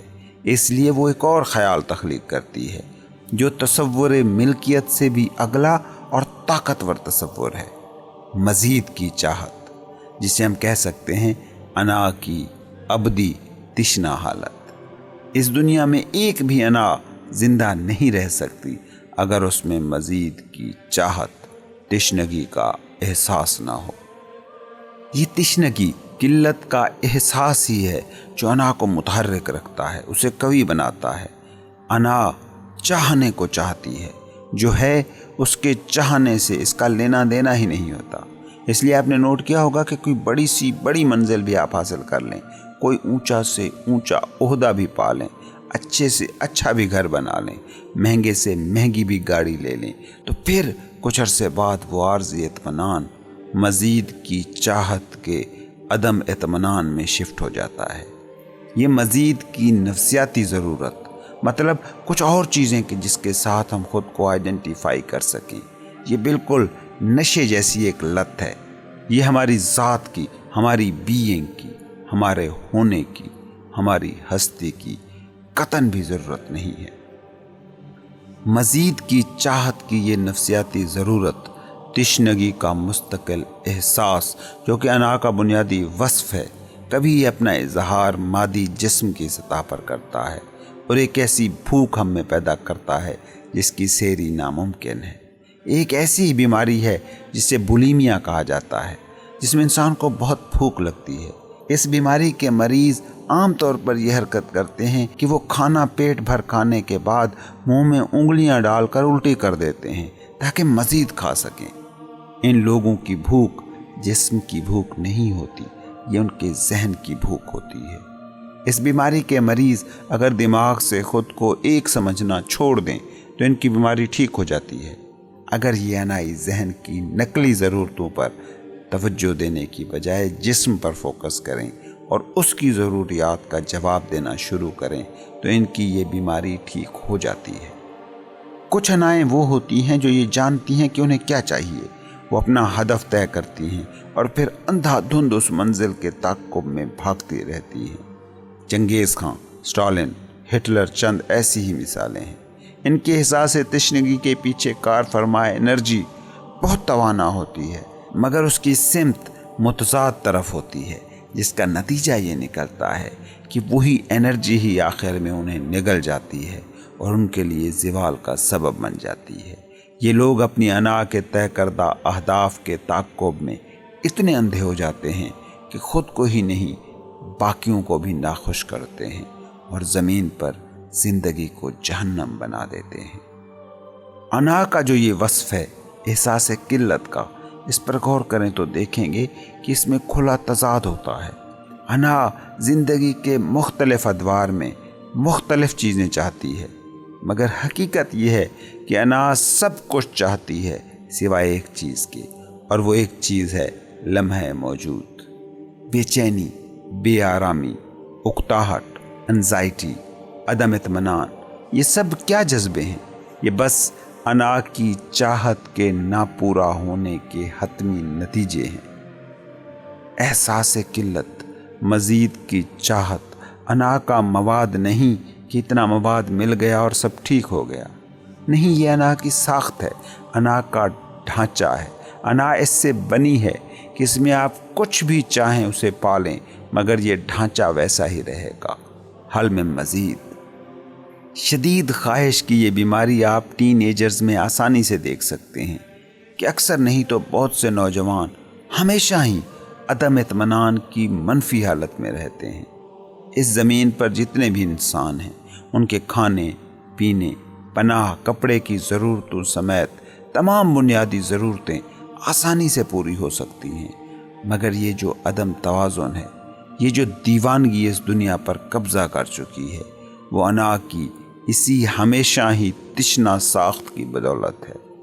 ایگو ایک ایسی لالچ کا نام ہے جس کی ہوس کو نہیں مٹایا جا سکتا۔ یہی انفرادی انائیں اجتماعی شکل میں اپنا اظہار کرتی ہیں معاشی ڈھانچوں میں۔ دنیا میں موجود معاشی نظاموں میں انا کی یہ بیماری کھل کر اپنا اظہار کرتی ہے۔ یہ بڑی بڑی کارپوریشنز کیا ہیں؟ یہ جو آپس میں مقابلہ کرتی ہیں وہ کیا ہے؟ بڑی اناؤں کا مقابلہ۔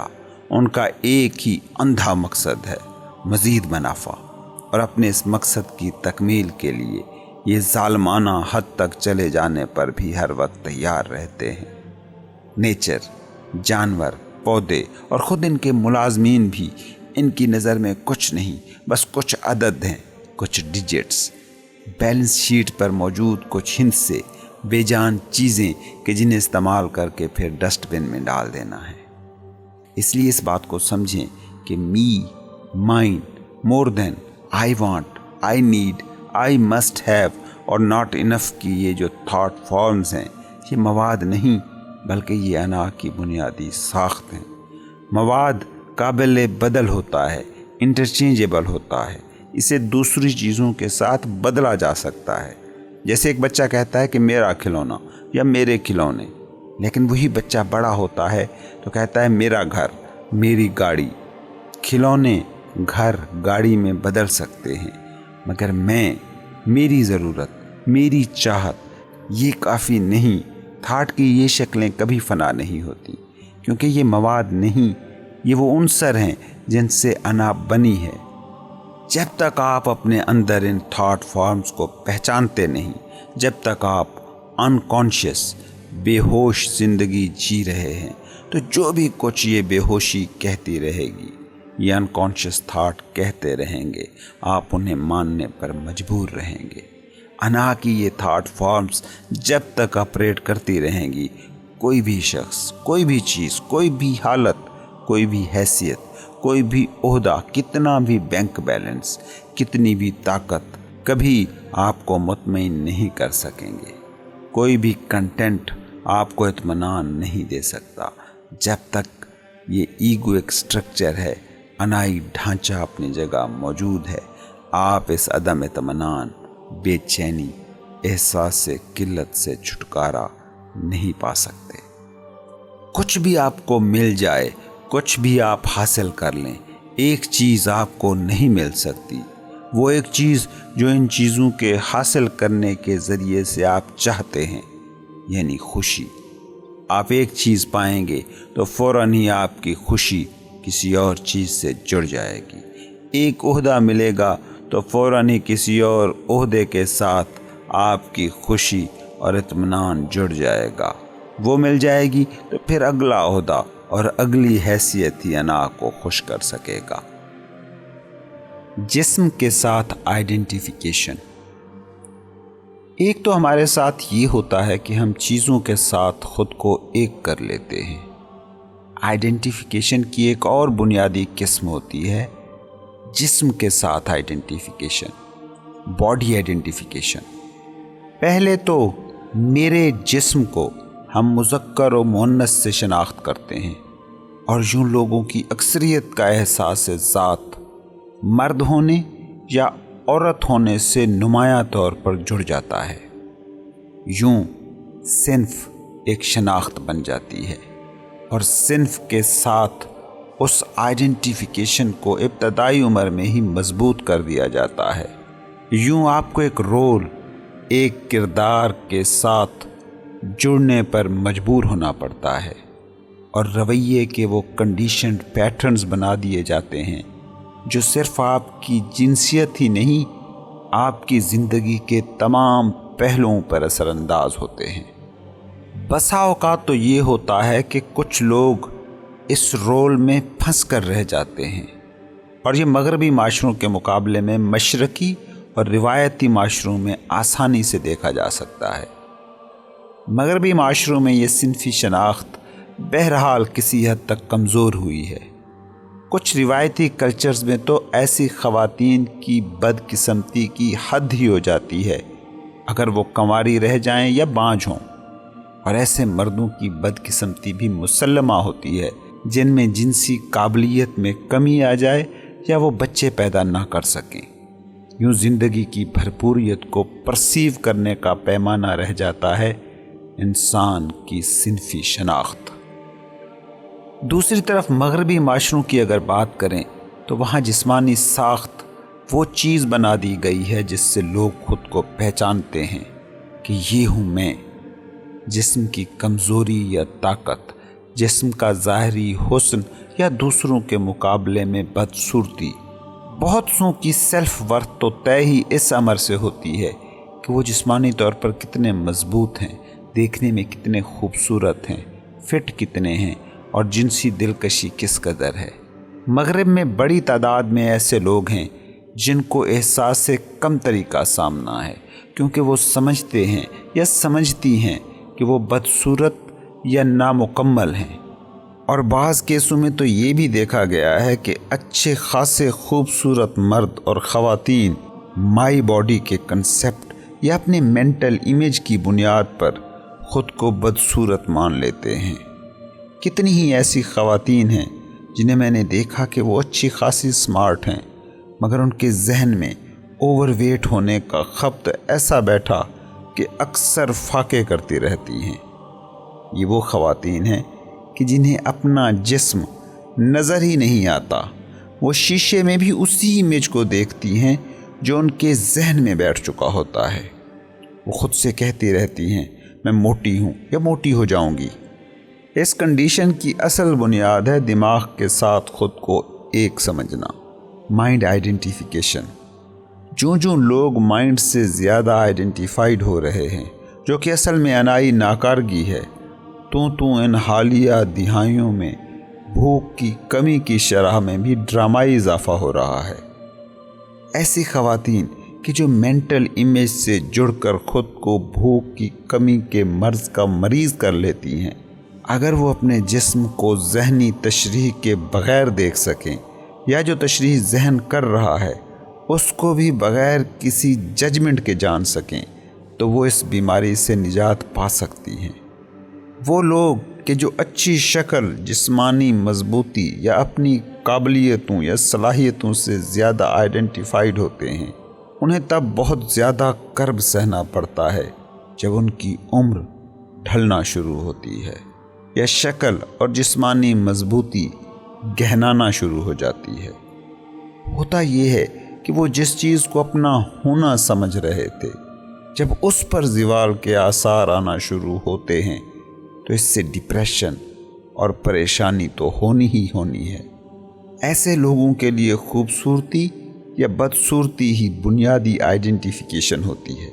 اب مثبت طور پر یا منفی طور پر ان کا احساس ذات ان کے جسم سے ہی ماخوذ ہوتا ہے. حواس کی زد میں آنے والے اس جسم کو آئی سے ایک سمجھنا کہ جس نے بوڑھا ہونا ہے، کمزور پڑنا ہے اور آخرین مٹ جانا ہے، اس کا نتیجہ کیا نکلے گا؟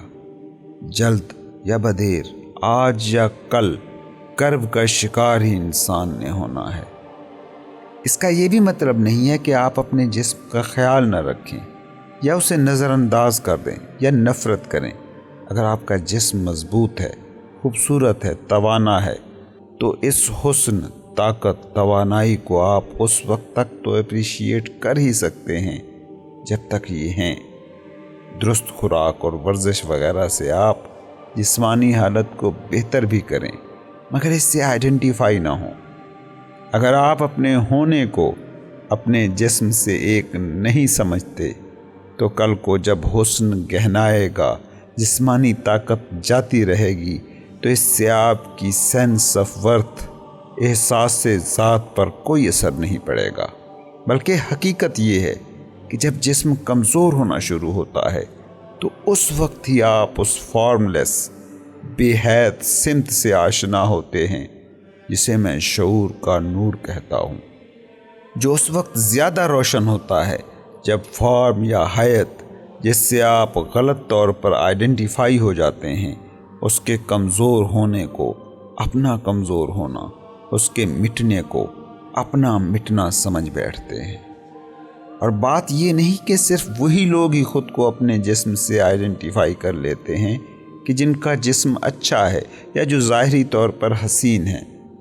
پرابلمیٹک باڈی کے ساتھ بھی آپ ویسے ہی اٹیچ ہو جاتے ہیں اور جسم کی کسی کجی، بیماری اور معذوری سے خود کو آئیڈینٹیفائی کر لیتے ہیں. یہ جو معذور اور بیمار جسم والے خود کو کرب میں ڈوبے دکھ زدہ سمجھتے رہتے ہیں، یہ بھی جسم سے ہی آئیڈینٹیفیکیشن ہے. یہی وجہ ہے کہ ایسے لوگ ڈاکٹروں کے پاس زیادہ جاتے ہیں یا ایسے لوگوں کے پاس کہ جو ان کی بیماری یا معذوری کی وجہ سے انہیں توجہ دیتے ہیں. یہاں آپ لاشعوری طور پر بیماری یا معذوری سے چمٹ گئے ہیں، کیونکہ وہ جو آپ خود کو سمجھتے ہیں یہ اس کا بہت ہی اہم ترین حصہ بن جاتا ہے. یہ بھی تھاٹ کی ایک شکل ہے کہ ایگو جس سے آئیڈینٹیفائی کر سکتی ہے، اور ایگو ایک بار اگر کسی چیز سے آئیڈینٹیفائی کر لے تو پھر یہ اسے آسانی سے نہیں چھوڑتی. حیران کن بات یہ ہے، اور جو اکثر ہوتی ہے، کہ ایگو ہمیشہ اسٹرانگر آئیڈینٹی کو ڈھونڈتی ہے. یہی تو وجہ ہے کہ بیماری یا معذوری سے اگر آپ شدت سے آئیڈینٹیفائی ہیں تو ایگو بیماریاں بھی تخلیق کر لیتی ہے تاکہ یہ اس بیماری سے خود کو قوی بنا سکے. انر باڈی یا باطنی جسم کو فیل کرنا. اگرچہ جسم کے ساتھ آئیڈینٹیفیکیشن ایگو کی بنیادی شکل ہے، مگر اچھی خبر یہ ہے کہ ایگو کی یہی بنیادی شکل ہی وہ ہے کہ جس سے آپ آسانی سے ماورا ہو سکتے ہیں، اور اس کے لیے یہ نہیں کرنا کہ خود کو قائل کرنا شروع کر دیں، کنونس کرنا شروع کر دیں کہ آپ اپنا جسم نہیں ہیں، بلکہ اس کا طریقہ یہ ہے کہ اپنی توجہ کو اپنے باہری جسم اور باہری جسم سے متعلق تھاٹس جیسے حسن، بدصورتی، طاقت، کمزوری، بہت موٹا ہونا یا بہت پتلا ہونا کی سوچوں سے شفٹ کر کے اپنے جسم میں موجود جو الائیونیس ہے، جو زندہ پن ہے، اس کی طرف لے جائیں۔ باہری سطح پر آپ کا جسم جیسا بھی ہے، مگر باہری فارم حیات سے اوپر جا کر دیکھیں تو یہ بنیادی طور پر زندہ انرجی کا ایک فیلڈ ہے۔ اگر آپ باطنی بدن کی آگہی سے ناآشنا ہیں تو اس کے لیے بہترین میڈیٹیشن ہے کہ اپنی آنکھیں بند کریں اور اپنے ہاتھ میں لائف انرجی کو محسوس کریں۔ ذہن سے نہ پوچھیں، کیونکہ ذہن تو کہے گا مجھے کچھ فیل نہیں ہو رہا، اور شاید ذہن یہ بھی کہہ دے کہ یہ مجھے کس کام پہ لگا رہے ہو، کوئی اور انٹرسٹنگ سی چیز مجھ سے کراؤ۔ اس لیے دماغ سے نہ پوچھیں کہ ہاتھوں میں لائف انرجی محسوس ہو رہی ہے، بلکہ ڈائریکٹ ہاتھوں کی طرف جائیں۔ یہ کہنے کا میرا مطلب یہ ہے کہ ہاتھوں میں جو لطیف سی قوت حیات ہے، جو لائف انرجی ہے، اس سے آگاہ ہونے کی کوشش کریں۔ ہاتھ میں وہ لائف انرجی موجود ہے، بس آپ کو اپنی پوری توجہ سے اس کو نوٹس کرنا ہے۔ ہو سکتا ہے شروع میں اس کا احساس آپ کو ٹنگلنگ، جھنجھناہٹ کی صورت ہو، اور اس کے بعد انرجی فیل ہو یا الائیونیس، زندہ پن کا احساس ہو۔ اگر تھوڑی دیر کے لیے پوری توجہ بند آنکھوں کے ساتھ ہاتھ پر رکھیں گے تو زندہ پن کا یہ احساس اور بھی شدید ہو جائے گا۔ تھوڑے دن مشق کریں تو پھر ہاتھ میں اس زندہ پن کے احساس کو آپ بغیر آنکھ بند کیے بھی محسوس کریں گے۔ کئی لوگ ایسے ہوں گے کہ یہ لائنیں سنتے ہوئے بھی وہ انر ہینڈ، باطنی ہاتھ کو محسوس کر رہے ہوں گے۔ کچھ دیر تک پوری توجہ کو ہاتھ پر رکھنے کے بعد اب توجہ کو پیروں پر فوکس کریں۔ 1 منٹ کے قریب اپنی توجہ پیروں پر رکھیں اور ہاتھوں اور پیروں دونوں میں ایک ساتھ وہ زندہ پن، لائیولینس فیل کریں۔ اس کے بعد ایک ایک کر کے تمام باڈی پارٹس کو اس عمل میں شامل کرتے جائیں۔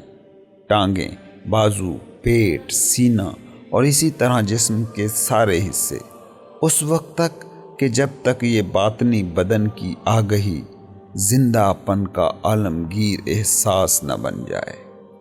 یہاں میں یہ بتاتا چلوں کہ جس چیز کو میں انر باڈی یا باطنی بدن کہہ رہا ہوں، وہ کوئی حقیقت میں بدن نہیں ہے، بلکہ وہ لائف انرجی ہے۔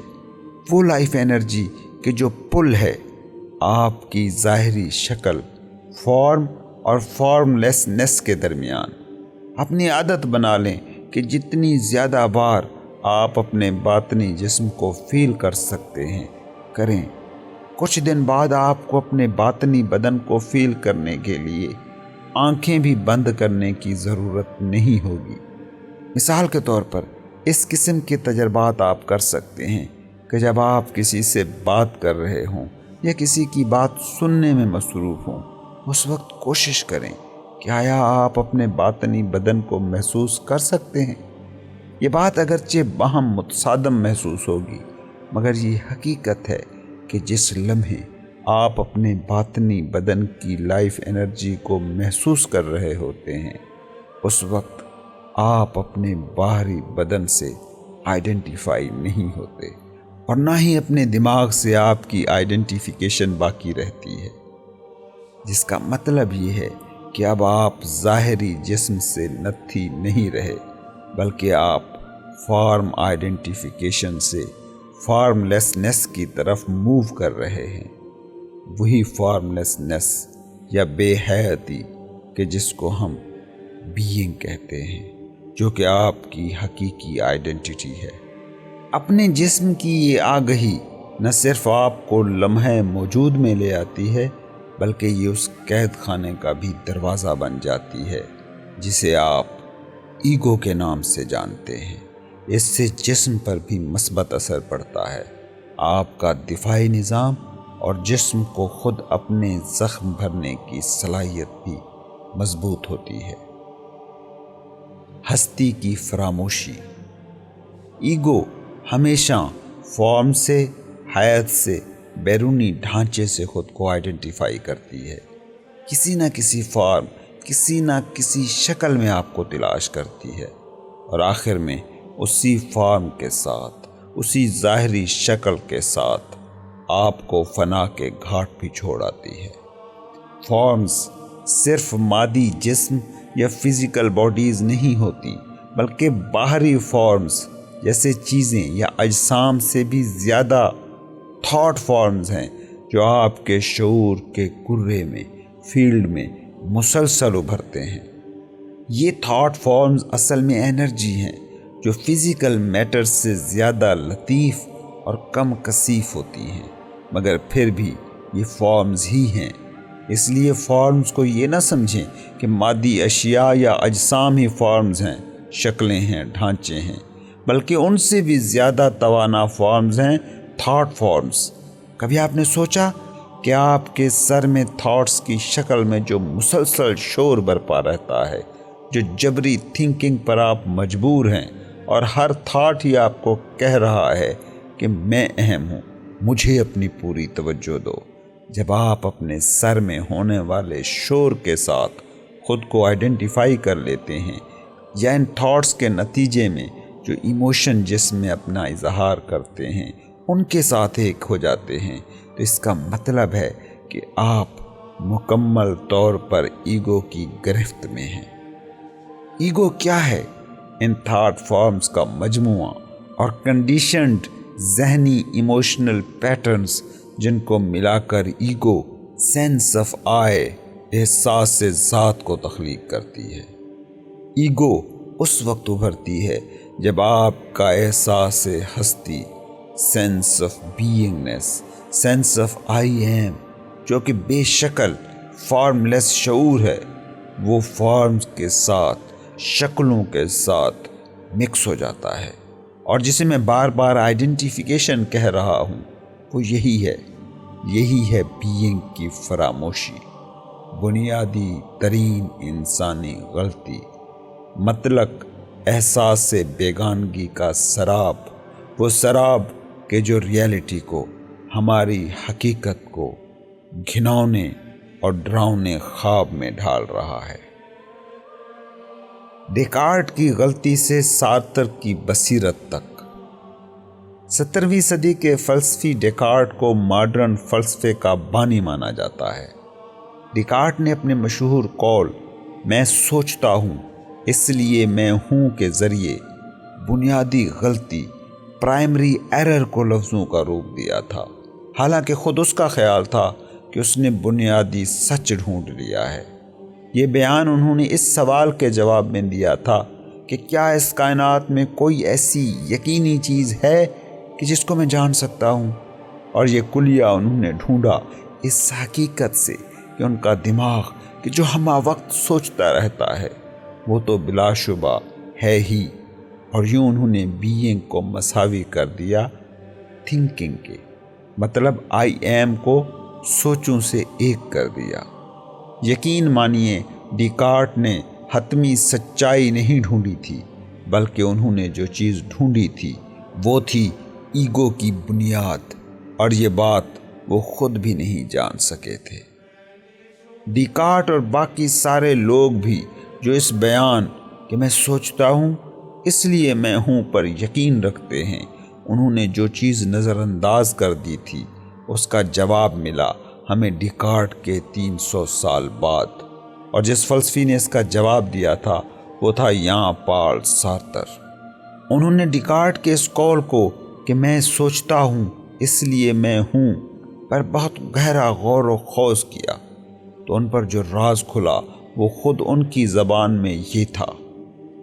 وہ شعور جو کہتا ہے آئی ایم، وہ شعور نہیں ہے جو سوچتا ہو۔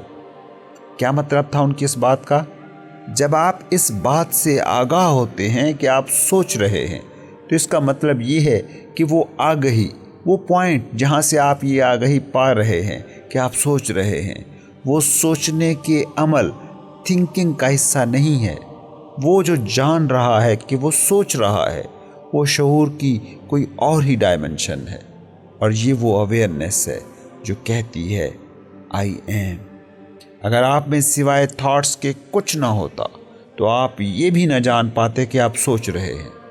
آپ پھر وہ خواب دیکھنے والے بچ رہتے کہ جس کو پتہ نہیں ہوتا کہ وہ خواب دیکھ رہا ہے۔ آپ پھر ہر سوچ کے ساتھ ویسے ہی ایک ہو جاتے جیسے خواب دیکھنے والا خواب کے ہر امیج کے ساتھ ایک ہوتا ہے۔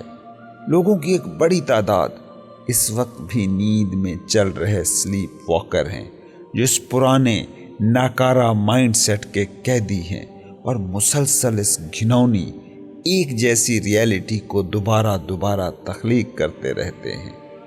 آپ کو پتا ہے کہ جس بھی وقت خواب دیکھنے والے کو یہ پتا چل جاتا ہے کہ وہ خواب دیکھ رہا ہے تو اسی وقت ہی وہ خواب سے باہر آ جاتا ہے، اور اب کانشیسنس کی ایک اور ڈائمنشن اس کے سامنے ہوتی ہے، جسے ہم بیداری کہتے ہیں۔ سارتر نے جو نتیجہ نکالا وہ یقیناً ٹھوس تھا، مگر وہ خود بھی تھنکنگ ہی کے ساتھ آئیڈینٹیفائڈ تھا، اس لیے وہ اپنی اس کھوج کی اہمیت سے خود بھی آگاہ نہ ہو پایا، ورنہ انہوں نے جو کھوجا تھا وہ بہت بڑی دریافت تھی، شعور کی نئی ابھر رہی سمت تھی جو انہوں نے دریافت کی تھی۔ سکون جو ہر فہم سے بالا ہے۔ دنیا میں بے شمار ایسے لوگ ہیں کہ جنہوں نے شعور کی اس نئی ڈائمنشن کا تجربہ کیا اس وقت کہ جب کوئی بہت بڑا حادثہ المیہ یا نقصان انہیں ہوا۔ کچھ وہ تھے جنہوں نے اس حادثے میں اپنا سب کھو دیا، کچھ نے بچے یا جیون ساتھی کو کھویا، کچھ سے دنیا میں کمائی ان کی عزت نام چھنے تو کچھ سے ان کی قابلیتیں۔ بعض کیسز میں کسی قدرتی آفت یا جنگ نے ان کا وہ سب کچھ لے لیا جس سے وہ خود کو ایک سمجھتے تھے، اور وہ اس مقام پر آ کھڑے ہوئے کہ ان کے پاس کچھ بھی نہ بچا۔ ایسے مقام پر پہنچ کر ان لوگوں نے شعور کی اس نئی سمت کا تجربہ کیا جس کی بات سارتر نے کی تھی۔ ان کے ساتھ اصل میں ہوا کیا؟ جس بھی کسی چیز کے ساتھ وہ آئیڈینٹیفائڈ تھے، جن بھی چیزوں سے وہ اپنا احساس سے ذات قائم رکھے ہوئے تھے، وہ ان سے چھن گئیں، تو اچانک انہیں یہ تجربہ ہوا کہ ان کے نقصان کے بعد جو غصہ، جو شدید خوف، جو شدید کرب یا دکھ کا اولین احساس تھا، اس کے بعد انہیں حضوری، پریزنس کا مقدس احساس ملا، ایک گہرا سکون اور اطمینان اور خوف سے مکمل آزادی۔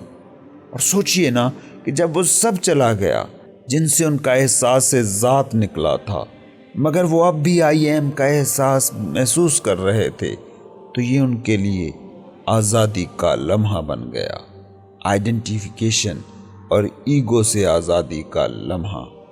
شاید وہی سکون جس کے بارے میں سینٹ پال نے کہا تھا، خدائی سکون جو ہر فہم سے بالا ہے۔ یہ پیس، یہ سکون کیا آپ کی سمجھ میں آ رہا ہے؟ حقیقت یہ ہے کہ یہ سمجھ نہیں آ سکتا، اور خود جن لوگوں کو یہ تجربہ ہوا وہ بھی خود سے یہی سوال ہی کرتے رہ گئے کہ ایسا کچھ ہونے کے بعد بھی یہ سکون، یہ پیس کیسا؟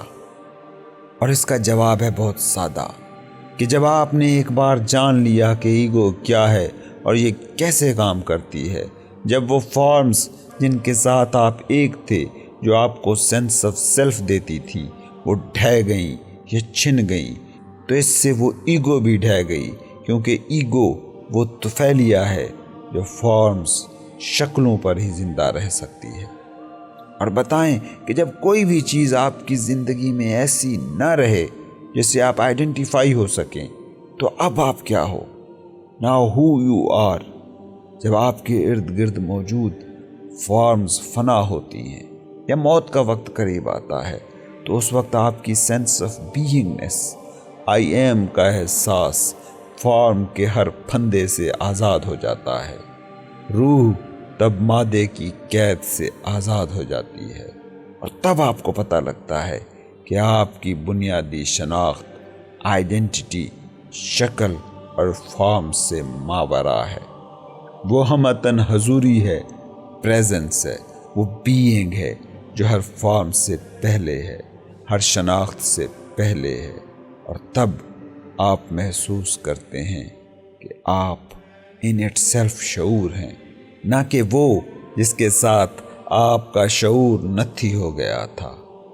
یہی ہے خدائی سکون، آپ کی حتمی حقیقت نہ آئی ایم دس میں ہے نہ آئی ایم دیٹ میں، آپ کا حتمی سچ ہے آئی ایم۔ ہاں، یہ بھی بتاتا چلوں کہ یہ بیداری ہر اس شخص کو نہیں ملی کہ جس کو کسی بڑے نقصان سے دوچار ہونا پڑا۔ کچھ لوگوں کے ساتھ یہ ہوتا ہے کہ جب وہ ایسے کسی حادثے کا شکار ہوتے ہیں تو ان کی انا فوراً ہی کسی اور فزیکل یا تھاٹ فارم سے آئیڈینٹیفائی ہو جاتی ہے تاکہ خود کو بچا سکے۔ جیسے کچھ لوگ مظلوم ہونے کا مینٹل امیج بنا کر اس سے آئیڈینٹیفائی ہو جاتے ہیں۔ اس تھاٹ فارم سے جو ایموشن کریٹ ہوتے ہیں، جیسے غصہ یا پچھتاوا یا خود ترہمی وغیرہ، وہ فوراً ان سے آئیڈینٹیفائی ہو جاتے ہیں، اور یوں فی الفور ہی وہ جو نقصان ہوا، جو کچھ چنا تھا، اس کی جگہ نئی آئیڈینٹیفیکیشنز لے لیتی ہیں۔ دوسرے لفظوں میں کہوں تو یہ کہ ایگو فوراً دوسرا روپ بھر لیتی ہے۔ ایگو کو اس بات سے کوئی لینا دینا ہی نہیں ہوتا کہ یہ جو نئی شکل اس نے لی ہے وہ بہت دکھی ہے اور ناخوش ہے۔ ایگو کو بس اتنی چیز درکار ہوتی ہے کہ اس سے آئیڈینٹیفائی ہوا جا سکتا ہے کہ نہیں۔ بلکہ حقیقت تو یہ ہے کہ اس عمل سے جو نئی انا بنتی ہے وہ زیادہ سخت، زیادہ نہ بدل سکنے والی اور زیادہ ضدی اور اکثر دکھی ہوتی ہے۔ یاد رکھیں، جب بھی کسی انسان کی زندگی میں بڑا نقصان المیہ ہوتا ہے تو دو راہیں ہوتی ہیں اس کے پاس، مزاحمت یا سرنڈر۔ کچھ لوگ المیوں کے بعد تلخ اور پچھتاوے کے احساس سے لبریز ہو جاتے ہیں، تو کچھ رحم دل، دانش مند اور پیار کرنے والے بن جاتے ہیں۔ سرنڈر کیا ہے؟ جو بھی کچھ ہے، اس وقت کی جو بھی ازنس ہے، اس کو اپنے باطن سے، اپنے دل سے قبول کرنا۔ جیسے ہی آپ ازنس کو قبول کرتے ہیں، زندگی کے سارے راستے فوراً کھل جاتے ہیں۔ دوسرا راستہ ہے مزاحمت، ایگو کا خول جس میں مزید سخت ہو جاتا ہے۔ اب زندگی کا ہر دروازہ بند لگتا ہے۔ اس اندرونی مزاحمت کی حالت میں جو بھی فیصلہ، جو بھی ایکشن آپ لیتے ہیں، وہ اور زیادہ باہری سطح پر مزاحمت کا اظہار کرے گا۔ یہ وہ حالت ہے کہ جب آپ کہتے ہیں کہ پوری دنیا ہی میری دشمن ہے۔ اب زندگی آپ کی مددگار نہیں رہے گی بلکہ بوجھ محسوس ہوگی۔ یاد رکھیے، دروازہ بند ہو تو روشنی نہیں گھس سکتی۔ جب آپ سرنڈر کرتے ہیں تو شعور کی ایک نئی سمت کا دروازہ کھلتا ہے۔ اس وقت ایکشن ضروری ہو تو آپ ایکشن لیتے ہیں۔ آپ کا کانشیسنس جو کہ انکنڈیشنڈ ہے، آپ اس سے ایک ہو جاتے ہیں اور پھر کوئی عملی قدم اٹھاتے ہیں۔ تب حالات ہوں کہ لوگ وہ مددگار و معاون بن جاتے ہیں۔ تب حسین اتفاقات ہوتے ہیں، اور اگر کوئی ایکشن ممکن نہیں ہوتا تو پھر آپ پرسکون ہو جاتے ہیں، باطن ساکت ہو جاتا ہے۔ یہ ایسا ہے جیسے خدائی وجود میں آپ کو قرار آ گیا ہو۔